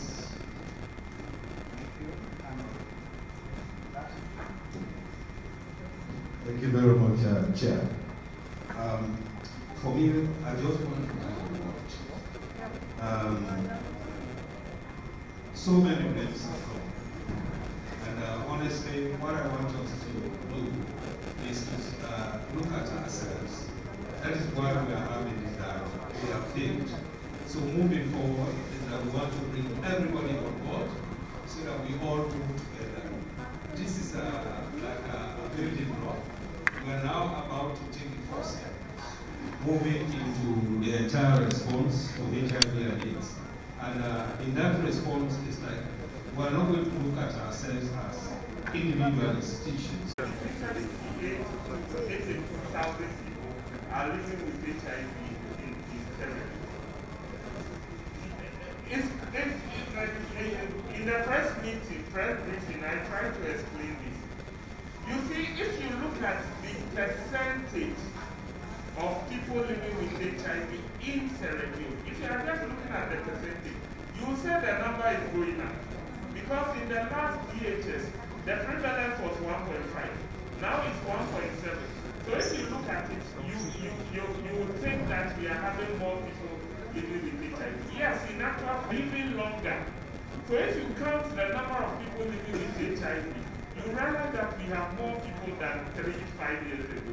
Because people are living longer with HIV than before. What we are interested in is the rate of new infections. And if you look at the rate of new infections, it's been declining since 2010. It used to be 4,700, it reduced to 4,200 after 2015. Currently, it's about 4,100 new infections for the year 2018. The number of people who got new infections is reducing. And we believe that 2019 will give us the same results to show that there is a decline of new infections in the country. But I have two things I wanted us to think about. And this goes, I think it's been mentioned across. We need to find ways of working with NACP to address that. But more importantly is the issue of user fees. You know, the country is moving into universal health coverage. How do we ensure that the basic medical treatment for people living with HIV are included as part of the essential package of services? And we will be looking at you, just like Mr. Chairman said, just as you did for the Ebola survivors. You will take up this fight and ensure that people living with HIV do not have to pay for the services. Thank you very much. I think there are a lot of concerns and nothing related to Radisson Blue, and this is the Sierra Leone Broadcasting Corporation, where they come to you live from Radisson Blue. This is now a program where an organization we call themselves NETIPS, at a network of people living with HIV. Now they organize this program as tomorrow, when December 1, now World AIDS Day. So then decide for make sure say they organize this program because they want to let people know say HIV still there, even though COVID-19 don't can overtake the one world, and then it's still fed on HIV, forget vaccine and other things. They want to let know say the HIV AIDS safe, not like another pandemic. But in this case, we make certain recommendations. That one of the key recommendations is that they will include people living with HIV AIDS for be included into the free healthcare service. When one important, because if you the care what people who suffer from from Ebola, then why they not include them into the health service where they say for they get them drugs them without even paying for anything. Although, yeah, for now the HIV/AIDS gets dropped, people are already take them. Just we'll get them now, but no time for them we don't identify them actually, but we get people in there amongst we mind, of course, the world, the country, that we still get people there. Well, they wrap up now as everything, because it's a dialogue program whereby you get different organizations where, of course, they help into the prevention of HIV/AIDS, can talk waiting they don't think say over the years, and then give certain percentage of the people where they live with HIV. Well, on behalf of the management and staff of the SABC, I want to say a big thank you for when I listen, and we want to say a big thank you. We want to say thank you very much for listening, and I say thanks to my colleague them, David Williams on camera. We get Alex Sisse, our technical man, and on behalf of someone who has lost glasses, someone who has lost spectacles,